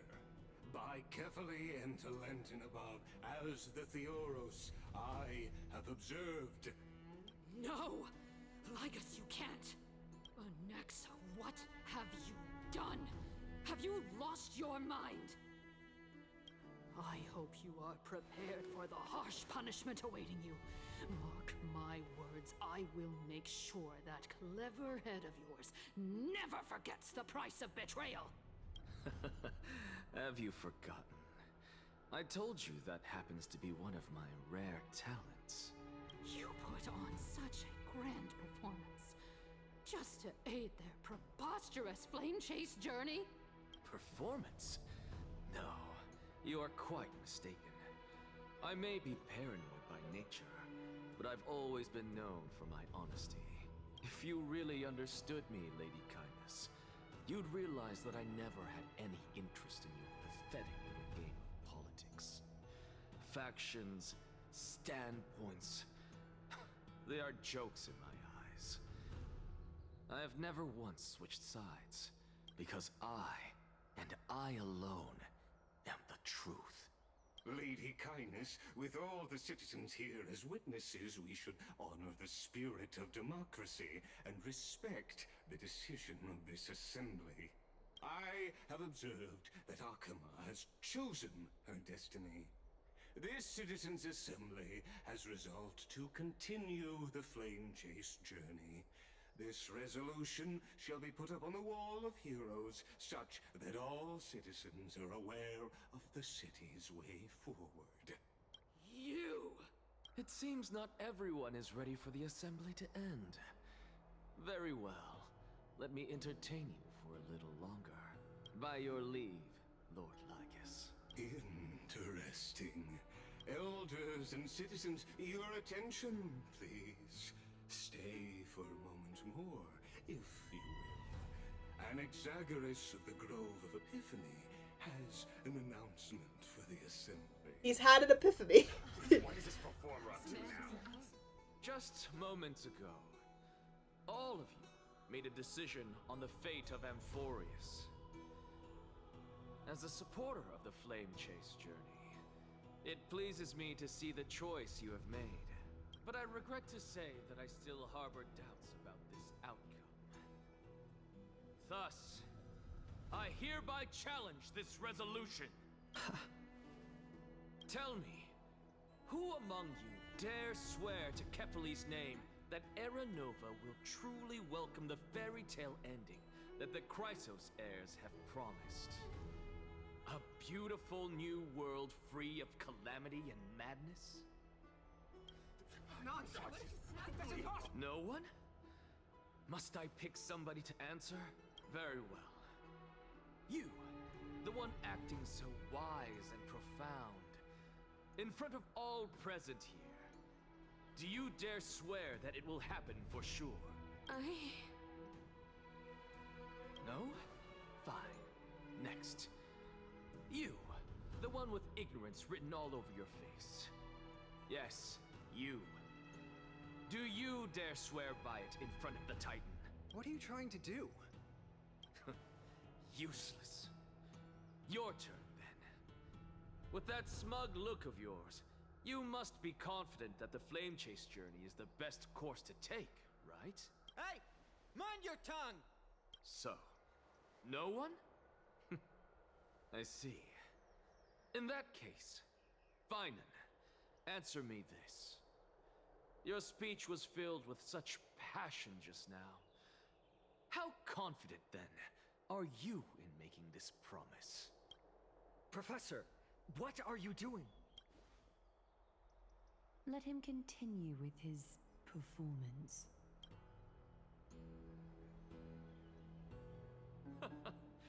Will you look at that? Even Finan and Aglaya lack the courage to make such a promise.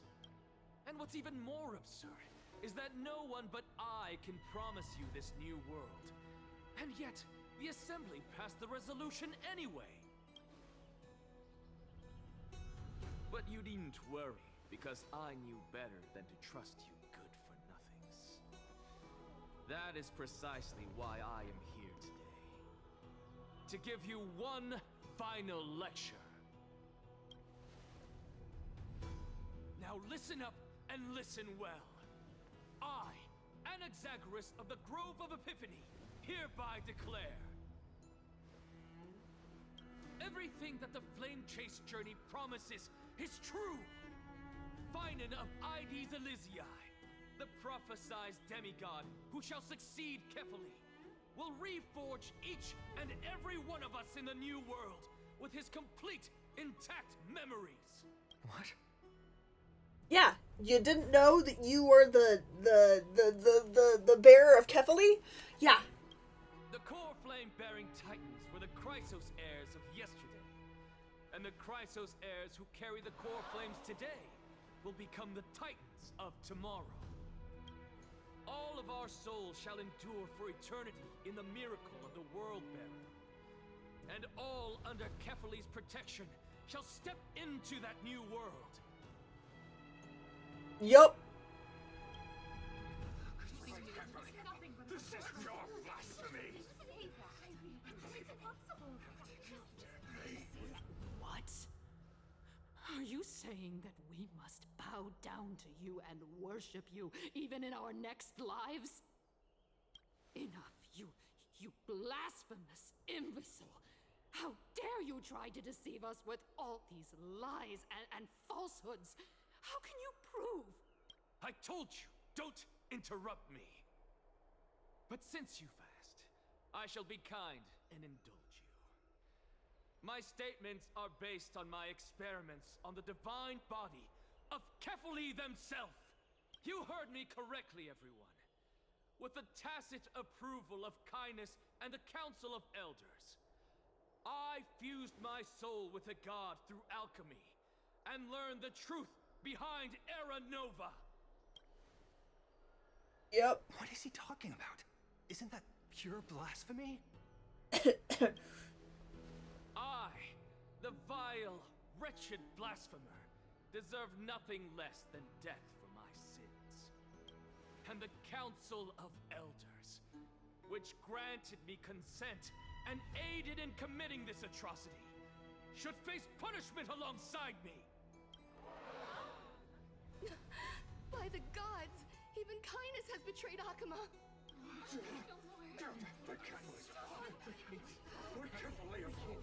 Oh, man.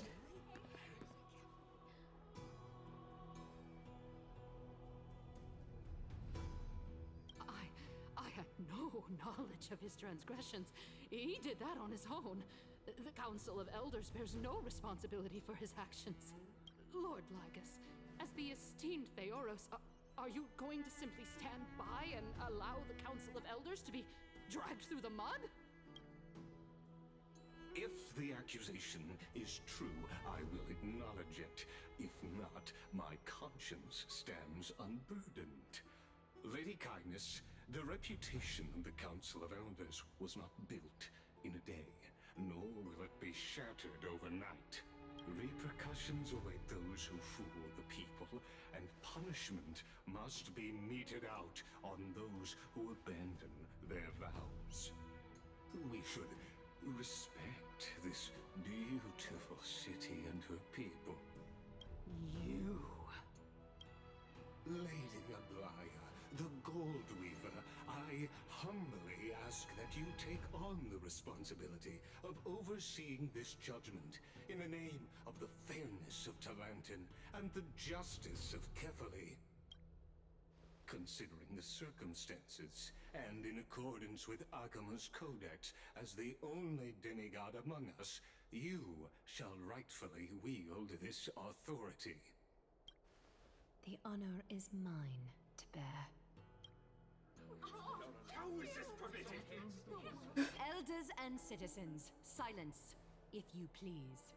Anaxagoras of the Grove of Epiphany has made his statement clear. As per Akima's codex, I request all present citizens to stand with me in exercising the right of judgment. First, Elder Kindness of Akima and Ligus the Theoros stand accused of neglecting their duties and abusing the law, leading to the egregious blasphemy against a god. In the names of Talantin and Kefali, Akima is to form a committee before the 7th action hour to conduct an investigation and disclose the findings to the public for subsequent judgment. That's what we deserve! Okay. Curse you! Now, concerning Anaxagoras of the Grove of Epiphany, he has confessed to grave blasphemy against Kefali. In the names of Talantin and Kefali, the accused must be allowed to hear the people's voice prior to the execution, for a chance at a reduced sentence and possible pardon. Everybody's telling to let him die. Professor.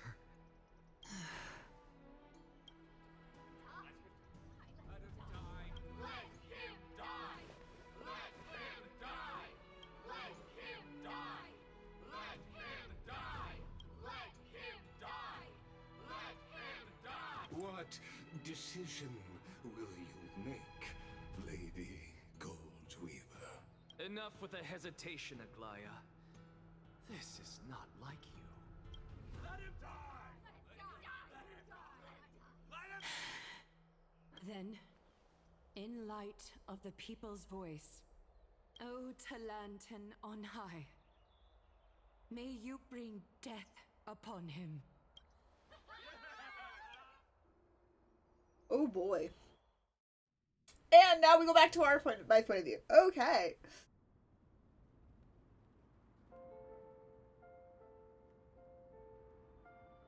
A sea of flowers. What is this place?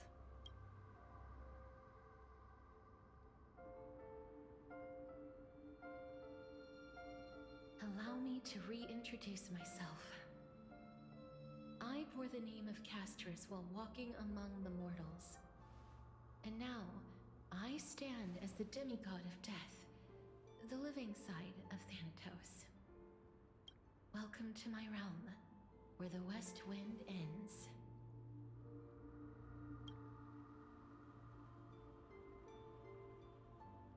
Beautiful. Mom, I made it. My character arc is finally done. It's a beautiful place. Every departed soul who has arrived here has expressed the same.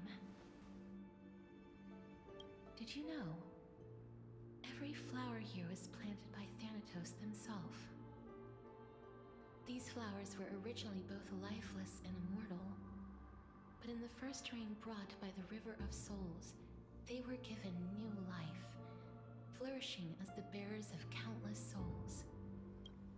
And it is my duty as the Master of Death to tend to their well-being and foster their growth in this serene haven.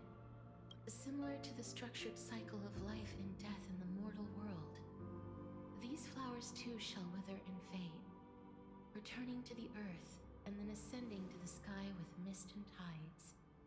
Eventually, they will descend to the mortal land as gentle rain. Every soul undergoes the perpetual cycle of reincarnation, albeit in varied forms, until the world meets its end. Yet, sadly, there's no time left for Emporius to wait for when the flowers bloom again. Now, death is the power at my fingertips. It once led the souls of the deceased here, But I shall open the gate of the Netherworld and return you to the realm of the living. In exchange, please, take the core flame of death with you and complete the flame chase journey. Do not let our work thus far be in vain.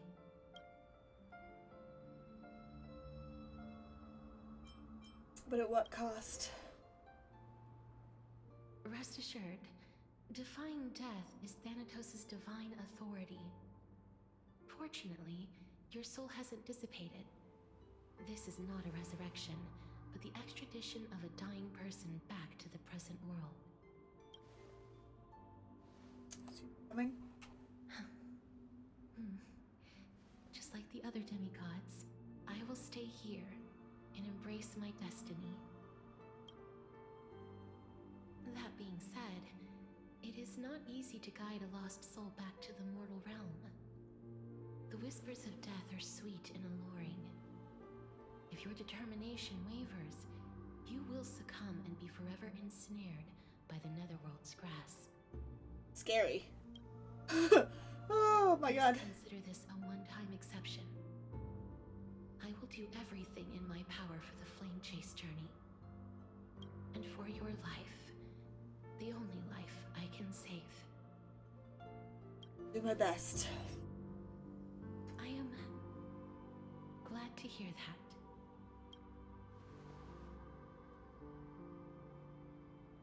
Over here! Wait. What? I believe in you.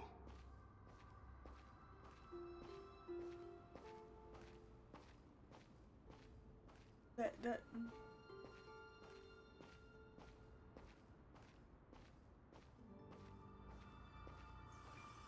Listen, just keep moving. Look back for me. One day our paths will cross again. Lift your chin up high and step forward with us toward tomorrow! Those are all the That's pictures. right. Keep your eyes on the dawn. Yeah. Onward. Show me your courage. Mighty. Partner, we shall become heroes together. Oh, Snowy.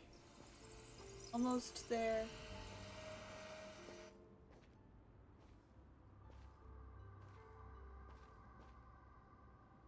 Finally.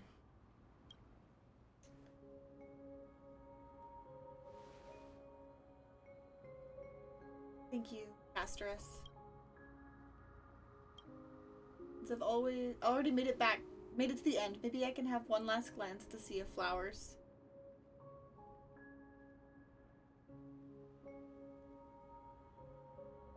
Don't look around, keep moving forward, okay.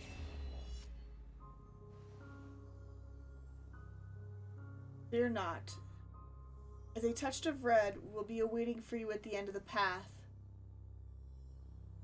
Why are you here?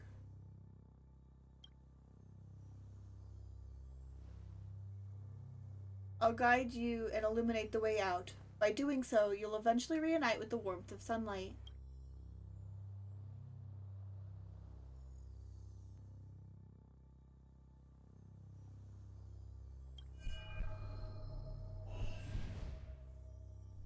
What's this? What in the world are these shadows and voices? All of this is proof that you once lived. Your soul, your memories, the years you've journeyed through, and the path they revealed, leading you back home. So, continue onward.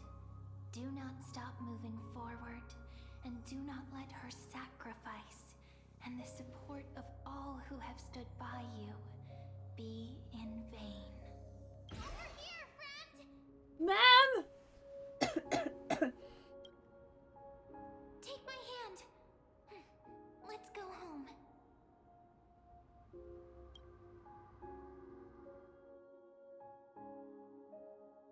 Goodbye, Netherrealm.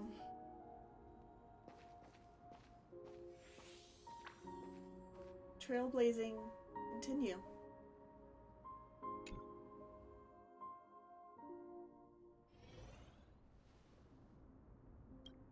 I'm back? At last. I knew you could do it. Did I grab a picture of this one? I don't know. I'm going to just in case. Because that's just who I am. Nobody can stop me.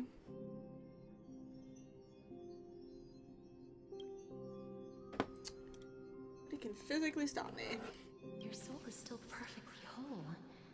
As if some kind of force is trying its best to keep it together.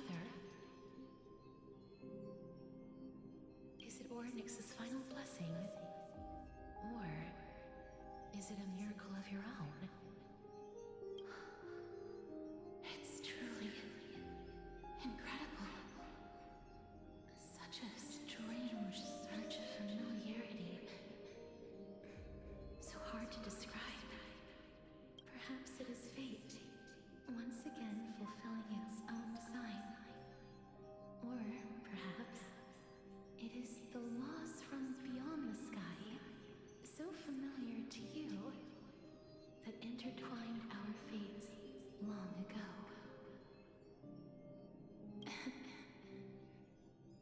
It seems that this is the riddle which cannot be solved anytime soon. The sensation of becoming a demigod is truly wondrous. It's as if the river of souls is winding its way through the depths of my spirit, transforming with each breath into a fine rain that nourishes the world. Do you recall that prophecy? At the end of the sea of flowers, the souls of the living shall warm thy fingertips, and after an embrace, there shall be eternal separation. I promised you that I would do everything in my power to give it another meaning. Now, as I stand as a demigod, and destiny draws to a close, I can finally end it in a way that is as beautiful as it deserves. The wish I once sought, but could never grasp, is now within reach. In this brand new world, every blooming life will lift its arms in celebration and recount the profound meaning of this very instant. Every touch, every embrace we share will never again be an ice-cold loss. They will radiate with an intense warmth, sowing love far and wide throughout the land. The other shore is very cold.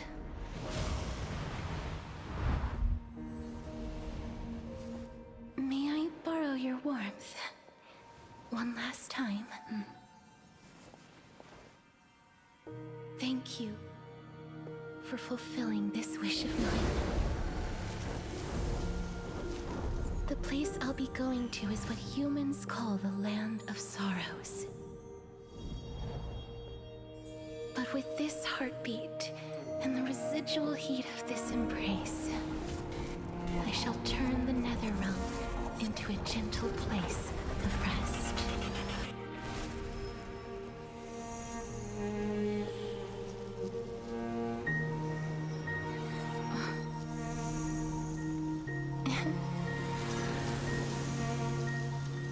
This embrace may be brief, but it's the proof that I once lived. Farewell, then. May we reunite in the new world. Oh. That grand and absurd performance was what you've been seeking your whole life? I gave up everything in search of truth. And it culminated in this very moment. You, on the other hand, performed as I expected. You did not hesitate when you saw the chance to attain power. It's as if you crave power, like a fly craves rot. Those are your words, not mine. But what you said at the end, did you already know what I had planned for Thainan? I may have lost an eye, but my vision is clearer than anyone else. You've nearly exhausted your humanity. You're no different from my current state as a walking corpse. That's true. I've long since burned to ash over the past 1,000 years. Only he is capable of unleashing a raging fire that rivals our final great enemy, Aquila. So, this is our last chance. How about we let go of the bad blood between us? May I resonate with your core flame, Aglaya?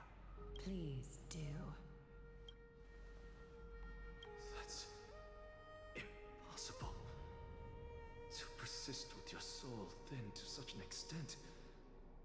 You're insane. Just as you fight to lug your corpse onward to complete your unfinished goals, I have my own reasons for doing this. Until Thainan grows into his position as the prophesied leader, I must continue to lead everyone on the flame chase journey. I must keep inching forward, even if only as an empty shell. I've long predicted this was the case, but I didn't think you'd already lost so much. How ironic. We would have avoided so many misunderstandings if you and I had just spoken this candidly before. True. But casting aside our ideological differences, there is one thing you and I agree on. What is it? What is it? Yes. He was born to be a hero. He understands the hearts of the people, and I can confidently say he is a far better leader than you. Only he is capable of fulfilling your mission. Sadly, he is a man cursed by Nestia. But by my estimates, his horribly elaborate sense of style should not impede Aranova. Congratulations are in order. We found common ground at the very end of our destined paths. Oh my goodness. When you put it that way, it makes me want to take back what I said. Aglaya, we're back. Come welcome our great hero reborn from the ashes. I hope he didn't hear your earlier assessment. It wouldn't be the first time I criticized him. A man should be aware of his own shortcomings. Egg. Well, we're back. We're back. Okay, and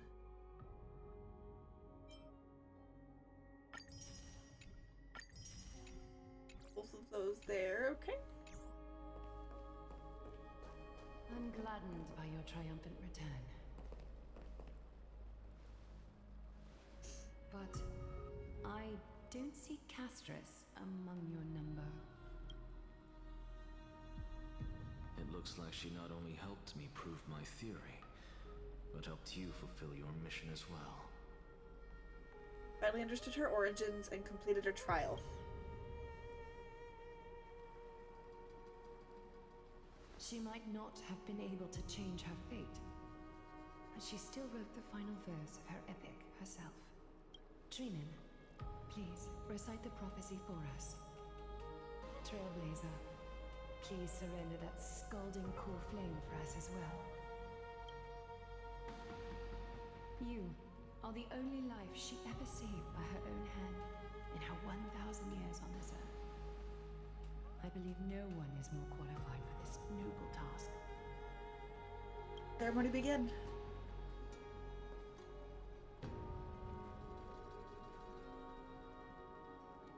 O gods who have returned, and gods who are still watching, today we bring you a soul laid bare. The Hand of Shadow, Thanatos, remembered their name from the past.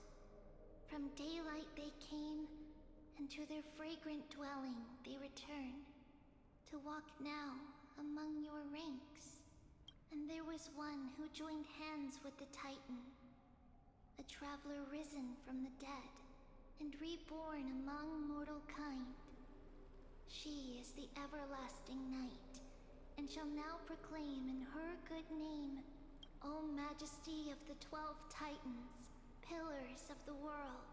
We seek your divinity to mend the rifts of the world. Fill our bodies with blood of gold, till we wither in willing service to the prophecy. Step forward, trailblazer from beyond the sky, and together with us, surrender the core flame and carve their star into the sky.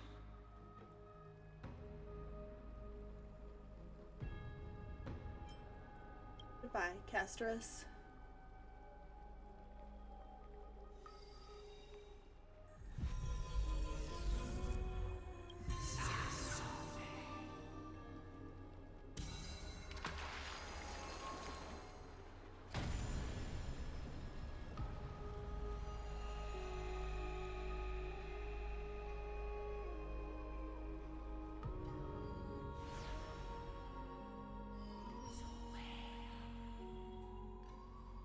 Constellation for death.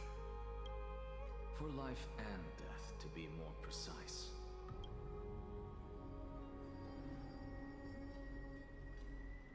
Look, it's...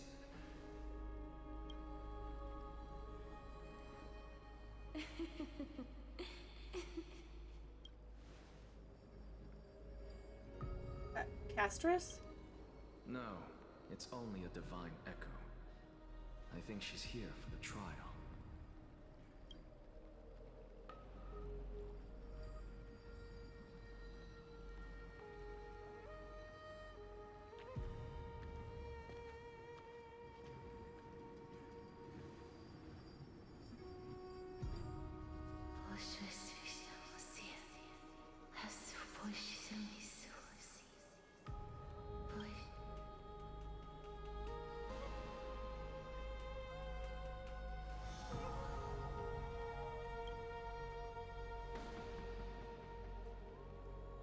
What did she say?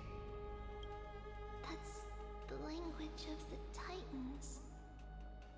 Castorus. No. The Titan. They said, I have illuminated the cold shadow of death. Onwards. For your path to the future is bright and its flame eternal.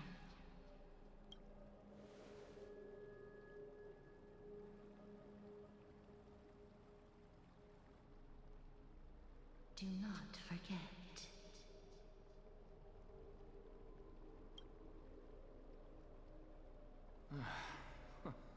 She made quite a scene.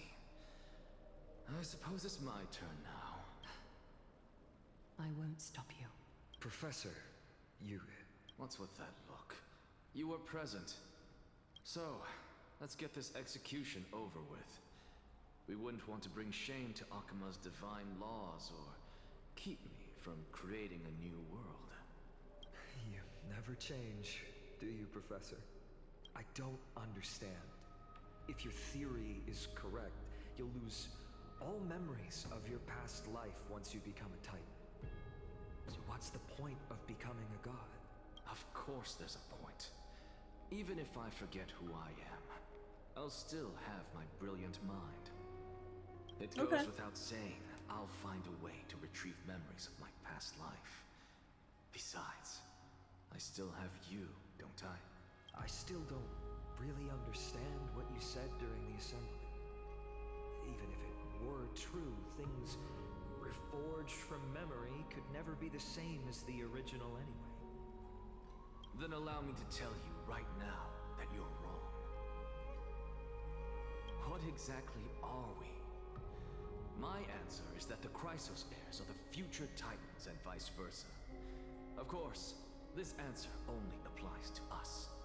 So, what are we when it comes to regular mortals? The very essence of the world, our souls, are tiny invisible seeds that hold records of each person's memories of the world. And we are the buds that sprout from these seeds to grow into great trees. Is that what new sporism means? Correct. Once our physical bodies are born, we become new extensions of the world. From there, we plant our seeds into someone's memories, and then scatter them into the hearts of countless people in the future. Just as seeds are affected by their environment, so too will our appearances differ across memories. But the partial memories we carry will always be the same, because that is just how the world is. To destroy our very existence, one must destroy the world itself. But we have someone who will still live on with his perfect memory. That person is you, child of Kefali. This is what it means to be the world-bearing Titan. So, carry everything of this world and live on. Don't disappoint those most precious to you. Don't disappoint Lady Goldweaver. And especially, don't bring dishonor to my theory. Yeah, the final jab there. Anaxa, I swear to you, I'll lead everyone to our reunion in the new world. Good. That is all I have to say. Farewell, everyone. May we meet again in the next life. Farewell, great performer. May Circes safeguard your thoughts. Look in the same way. May Circes safeguard your thoughts. Are you satisfied, honorable Titan? Very. I hereby swear I have borne witness. Anaxagoras of the New Sporists and the Grove of Epiphany has successfully overcome the trial of reason. Thus, I shall confer upon you these words. You shall transcend the peaks of purity and return to corruption and hardship. Oh, so that's a god's prophecy. It sounds like you just rephrased my past, present, and future. Circes. Is that all you've got? Well, you've already transcended the peaks of purity, and you were never the type to give me any leeway. That is true. But I do still have one question. I knew it. What is it? Maybe we're thinking of the same thing. As you've so boldly stated, we and the world itself live on through the memories of others. If that is the case, whose memories did the very first new spore sprout from? How should I know? But, since we are both equally curious, we should allow the children of humanity who come after us to investigate in our stead.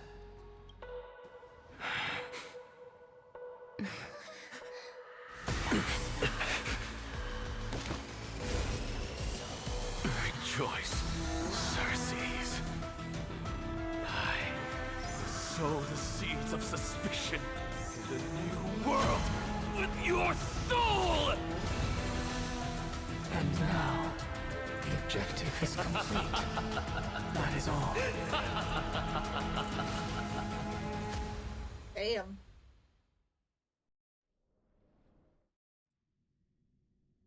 Thankfully, she's still alive.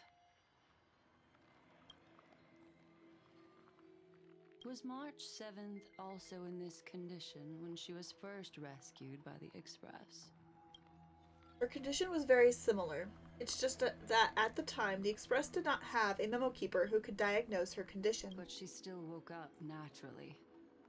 Looking on the bright side, that might happen this time as well. When March awakened from the ice, her memories were completely wiped clean. I want to prepare for the worst and prevent something like that from happening again.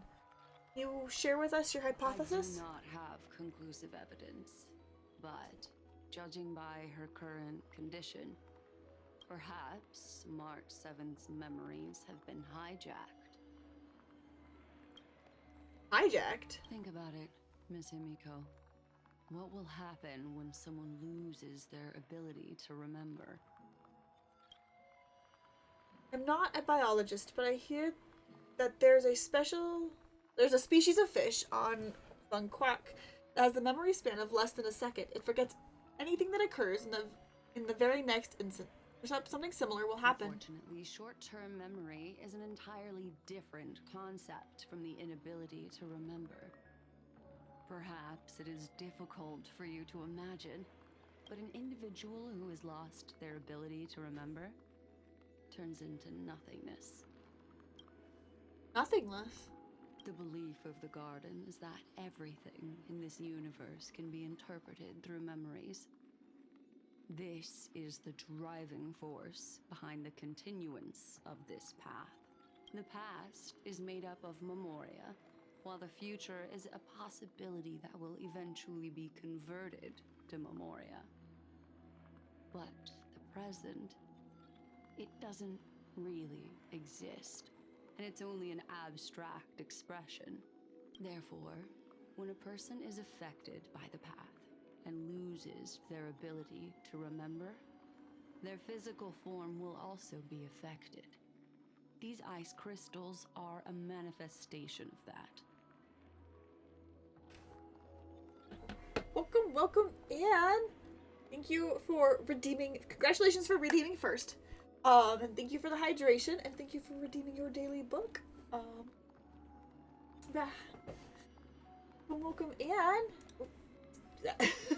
Drinking some water. I've got some water here. Water is good. Water is great for hydration. And yeah, welcome in. How are you doing?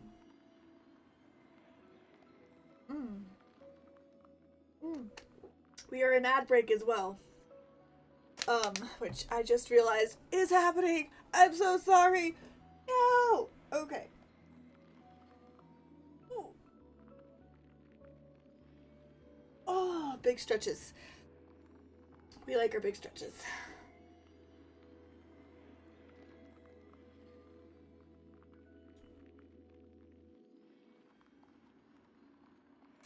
It is getting hot in here. I want to open the window though because there's just so many sounds outside. That's always one of those things, this catch-22 moments.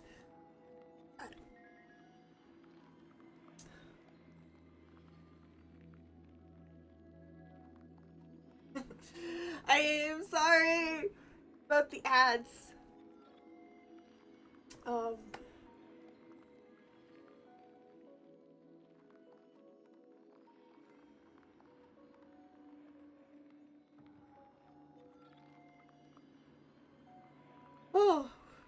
well, while we've got waiting for the last of the ads, I'm gonna go ahead and just get up and stretch. Ooh. And yes, it is a Mother's Day. It is Mother's Day.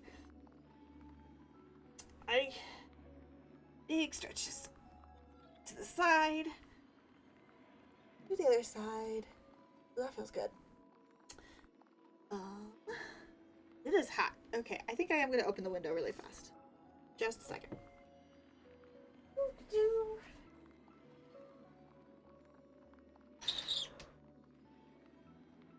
But airflow.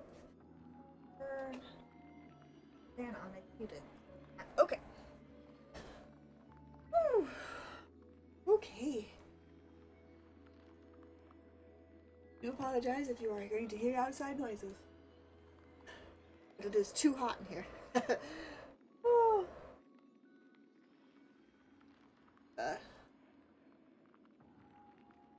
Alright, we have a few more seconds with ads. We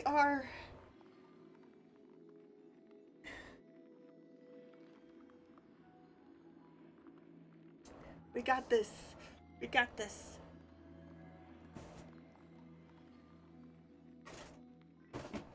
Okay.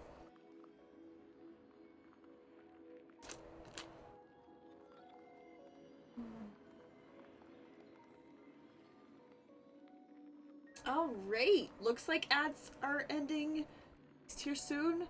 Thank you everybody for sticking through them. I appreciate that. But sorry, Paige. But hopefully ads will release their prison. Nice. Okay, I'm good. How are you? And yeah.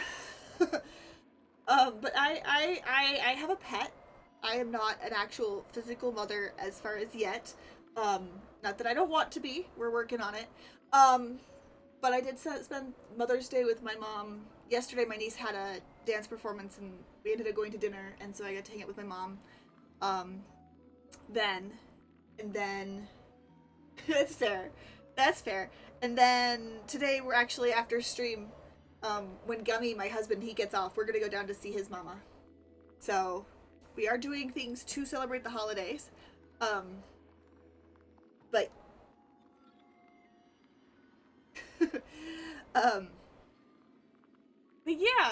but yeah, happy Mother's Day to all the mothers for sure. And yes, being a pet mama does count. It does count. It's a little different, but it does count. Yeah. And like, while I don't physically have my own kids, my sister's kids, I've kind of been very, very a big part of their life. And while I'm not their mom, I never strive to be. I don't know. I struggle with the idea of moving away from them because I would be very sad not to see them. Because I have lived with my sister when they were very, very young. I've taken care of them. Even now, I spend most of my week with them for a few hours every week, so it's different. But sometimes my sister is like, you're like a second mom sometimes, and I'm like, I'm not their mother. But I digress. But yeah, I love those little stink bugs. But yes, mothers are very, very important to us, and mothers are very important in life, and they should be celebrated. They should be celebrated. Also, it's my father's birthday, which is weird. His birthday falls on Mother's Day every 7 years or so. And his mom just died, so that's interesting. So I did already yeah. So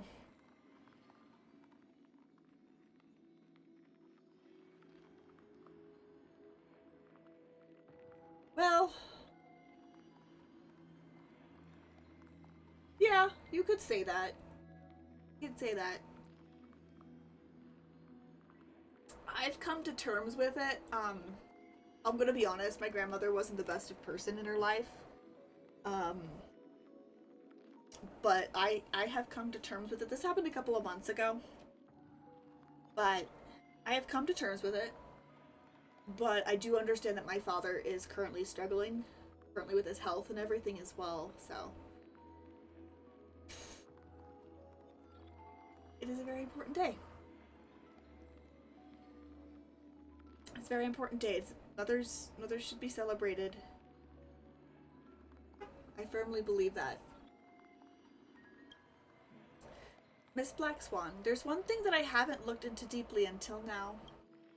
You've guided us to Amphorius, but refused to tell us your true intentions. Collecting memories is simply not a convincing answer. Is Miss Himiko suspicious of me? Everybody's suspicious of you, Black Swan. We love you, but we're suspicious of you. I mean no offense, I'm merely speculating, but I'd appreciate your honesty if possible. In other words, now is the time for me to prove my innocence. That's not a problem, of course. The true reason behind my intentions is that Amphorius holds special significance. For some memo keepers of the garden with extremist views, it is a perfect example. Perfect example? A world that can only be seen through the garden's mirror means that memo keepers have the right to keep the world in their private collection. If those Pathstriders of Remembrance were to uncover the secrets of Amphorius first. No worries. Have a good lurk, and I hope you have a good Mother's Day as well. They might unleash their wild ambitions and remodel more worlds into a similar form. So the reason you did everything you could to convince the Express to come to the Star Zone is just to uncover the secrets and foil the plans of these people. I chose to remain quiet before, because I did not want to involve you in the Garden's internal conflicts. Remodeling a world is no easy feat. These extremists likely aren't just simple Pathstriders. They wield the powers of Emanators. You can be even bolder with your guesses. The people that I'm talking about, they aren't just individuals. They are an organization that has already attached itself to the pinky finger of Fu Li. Would they be the ones who hijacked March 7th's memories? I cannot be certain, but at the very least, they are capable of doing so. I am deeply sorry about what has happened to March 7th. But the deal that I propose still remains a fair one. Amphorius is still an excellent destination, and investigating further might allow us to uncover the truth behind the accident. Miss Himiko, the wisest choice right now is for us to continue cooperating. What's wrong? Let me take back a part of what I said just now, Miss Himiko. Although we indeed struck a deal, it seems like I have involved you in some unforeseen danger. Please accept my deepest apologies. Oh no. Has something changed? It's Fu Li. Their gaze has just swept across Amphorius. Oh boy. Oh, now we're going to Herta. Oh, how interesting. I never expected a mere memo snatcher to be actually hiding so much inside her head. What's even more interesting is that the word Amphorius has appeared in her subconscious. This lady seems to be having fun. Is she usually like this? It's hard to explain. What are you two whispering about? Has it not occurred to you that I can hear everything clearly? Please pardon me, Madam Herta. Would you mind sharing with us what you've discovered? The ones who need help are the Astral Express. You will have to put up with my methods, even if they are rather unconventional. Fair enough, fair enough. Get back to the topic. By using the fourth mirror, I rummaged through the brain of this memo snatcher and learned a good deal. Not only does this person know of Amphorius, but there are also many memo keepers who are interested in the place. I searched through her consciousness and found the following terms: the Eternal Land, the Rejected Land, and the private collection of the Garden of Recollection. It seems like Miss Black Swan is indeed hiding some things from us. Since I'm not able to find any useful clues from the outside, why don't I personally visit this mysterious Amphorius? You're gonna get stuck, Herta. Planning to head to Amphorius yourself? Yes, but not in the flesh like you all foolishly did. See these Herta mirrors? With them, I can project my data spirit entity to any corner of the cosmos through spatial warps, without even needing to leave my room. But of course, these corners of the cosmos must be within the coverage zone of inter-astral peace communications. After all, this is collaborative technology. I see. You do seem like the more indoor type. Sunday! Although that star zone is not within the network of the IPC, the Express itself can serve as a signal station. Come, give me the astral chart coordinates, then sit back and enjoy the show. Ooh, well, shares, okay, coordinates with Herta. Okay, okay. Okay. Alright, now that everything is ready, mirrors, get to work. Oh, I need to get Herta on the Line up. No. Big lineup. Okay, that's fair. No.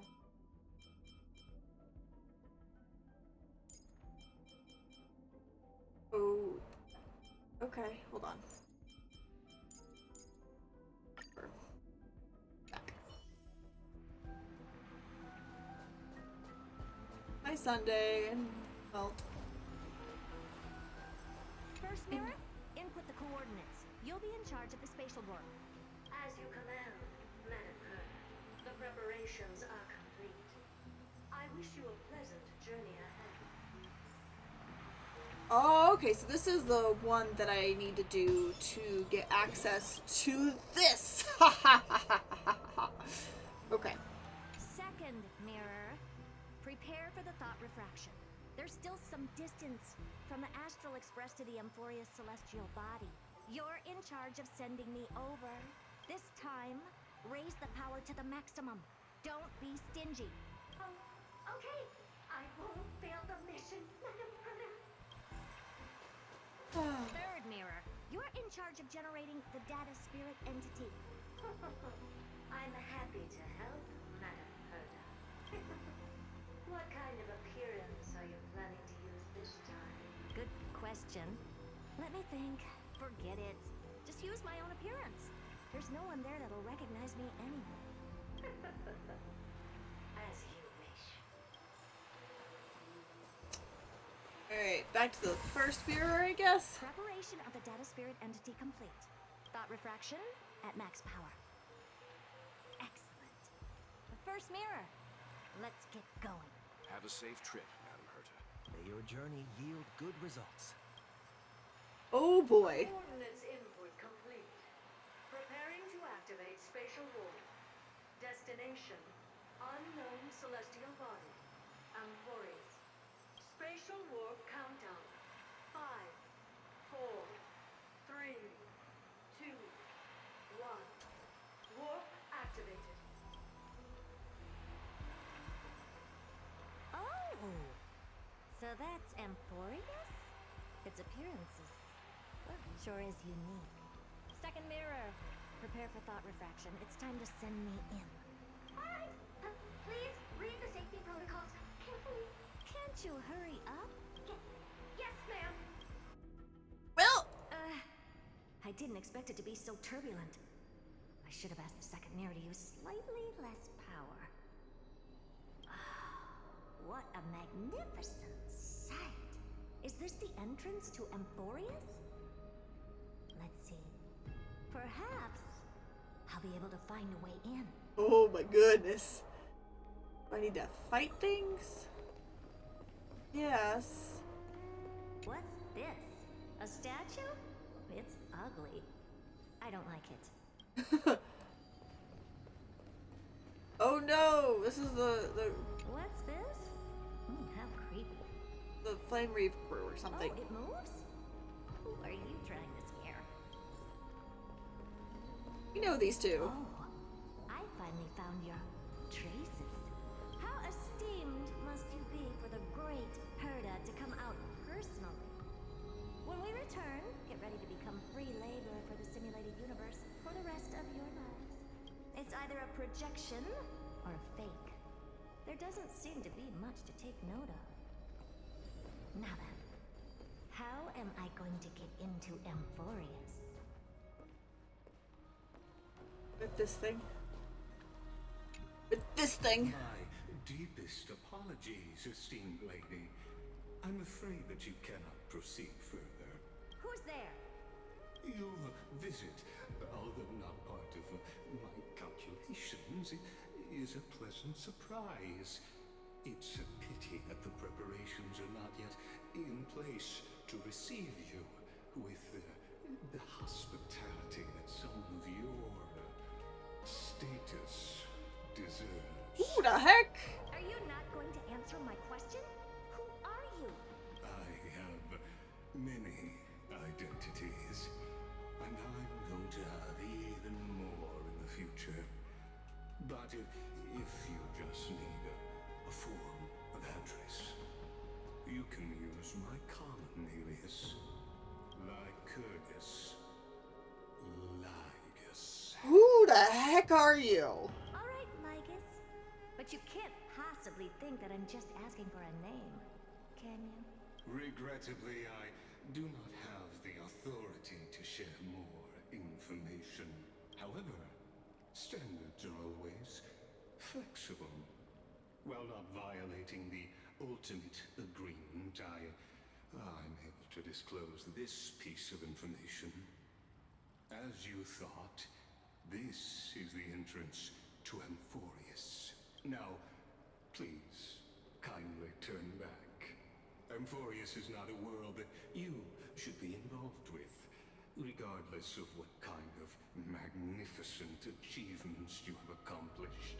This place will not open its doors. Wait a minute.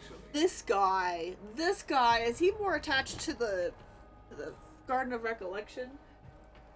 Or just Murda? You seem to understand me very well.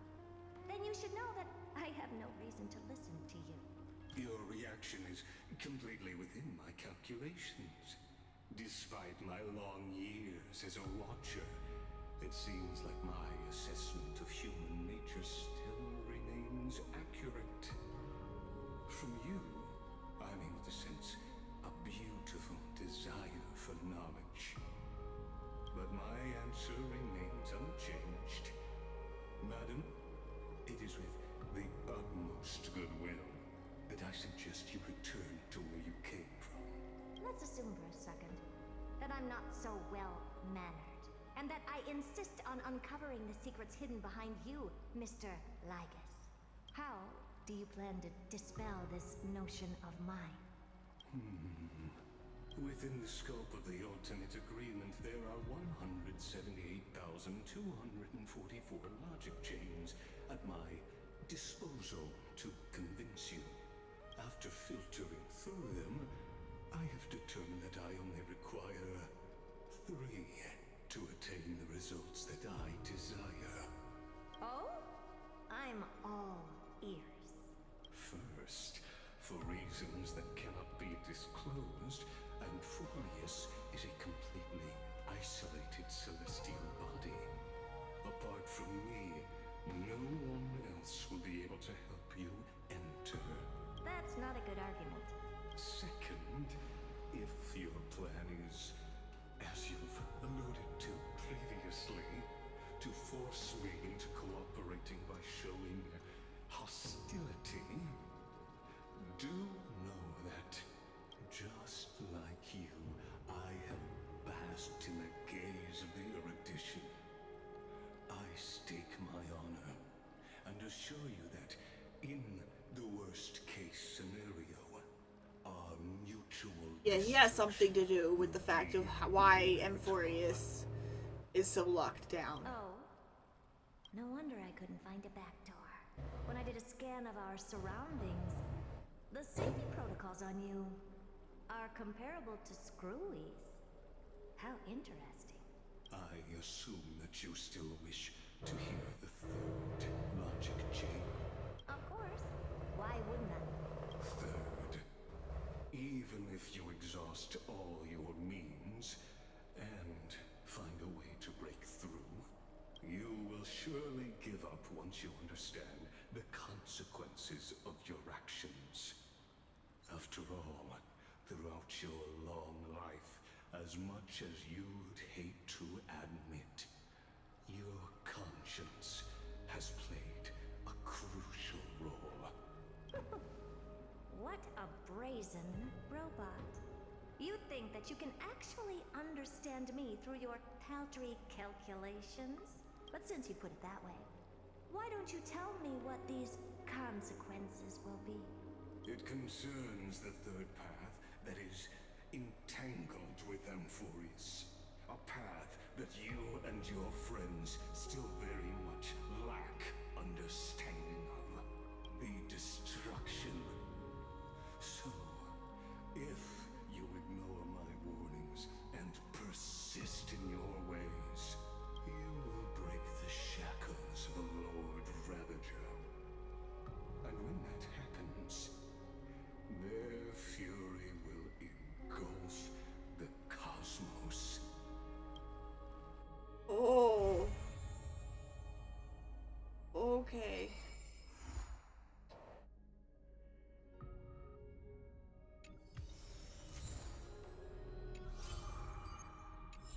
Okay, so I think I've hit the last of the current story that's out.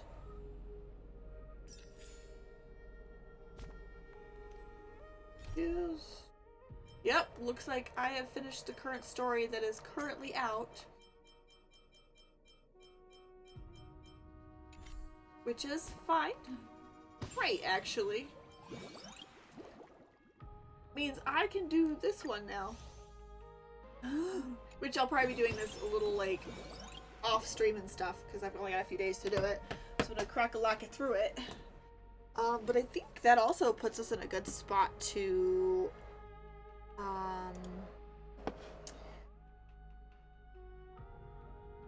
end today. Yeah, I think that's where I'm gonna call it today. That way I have enough time to start getting ready for all the fun stuff I've got later on today. So, thank you guys so much for hanging out. I do really appreciate it. I was finally able to get through the story enough to start doing some of this event stuff. And if I had more time today, I would be going through this and doing this, but I think today I'm going to go ahead and call it so I have time to get ready. All that fun stuff. So thank you guys so much for hanging out. I hope you guys had a wonderful time, because I know I did. Have a great rest of your day, night, and happy Mother's Day to every mother. They're very important and should always be cherished, and I will see you in the next one.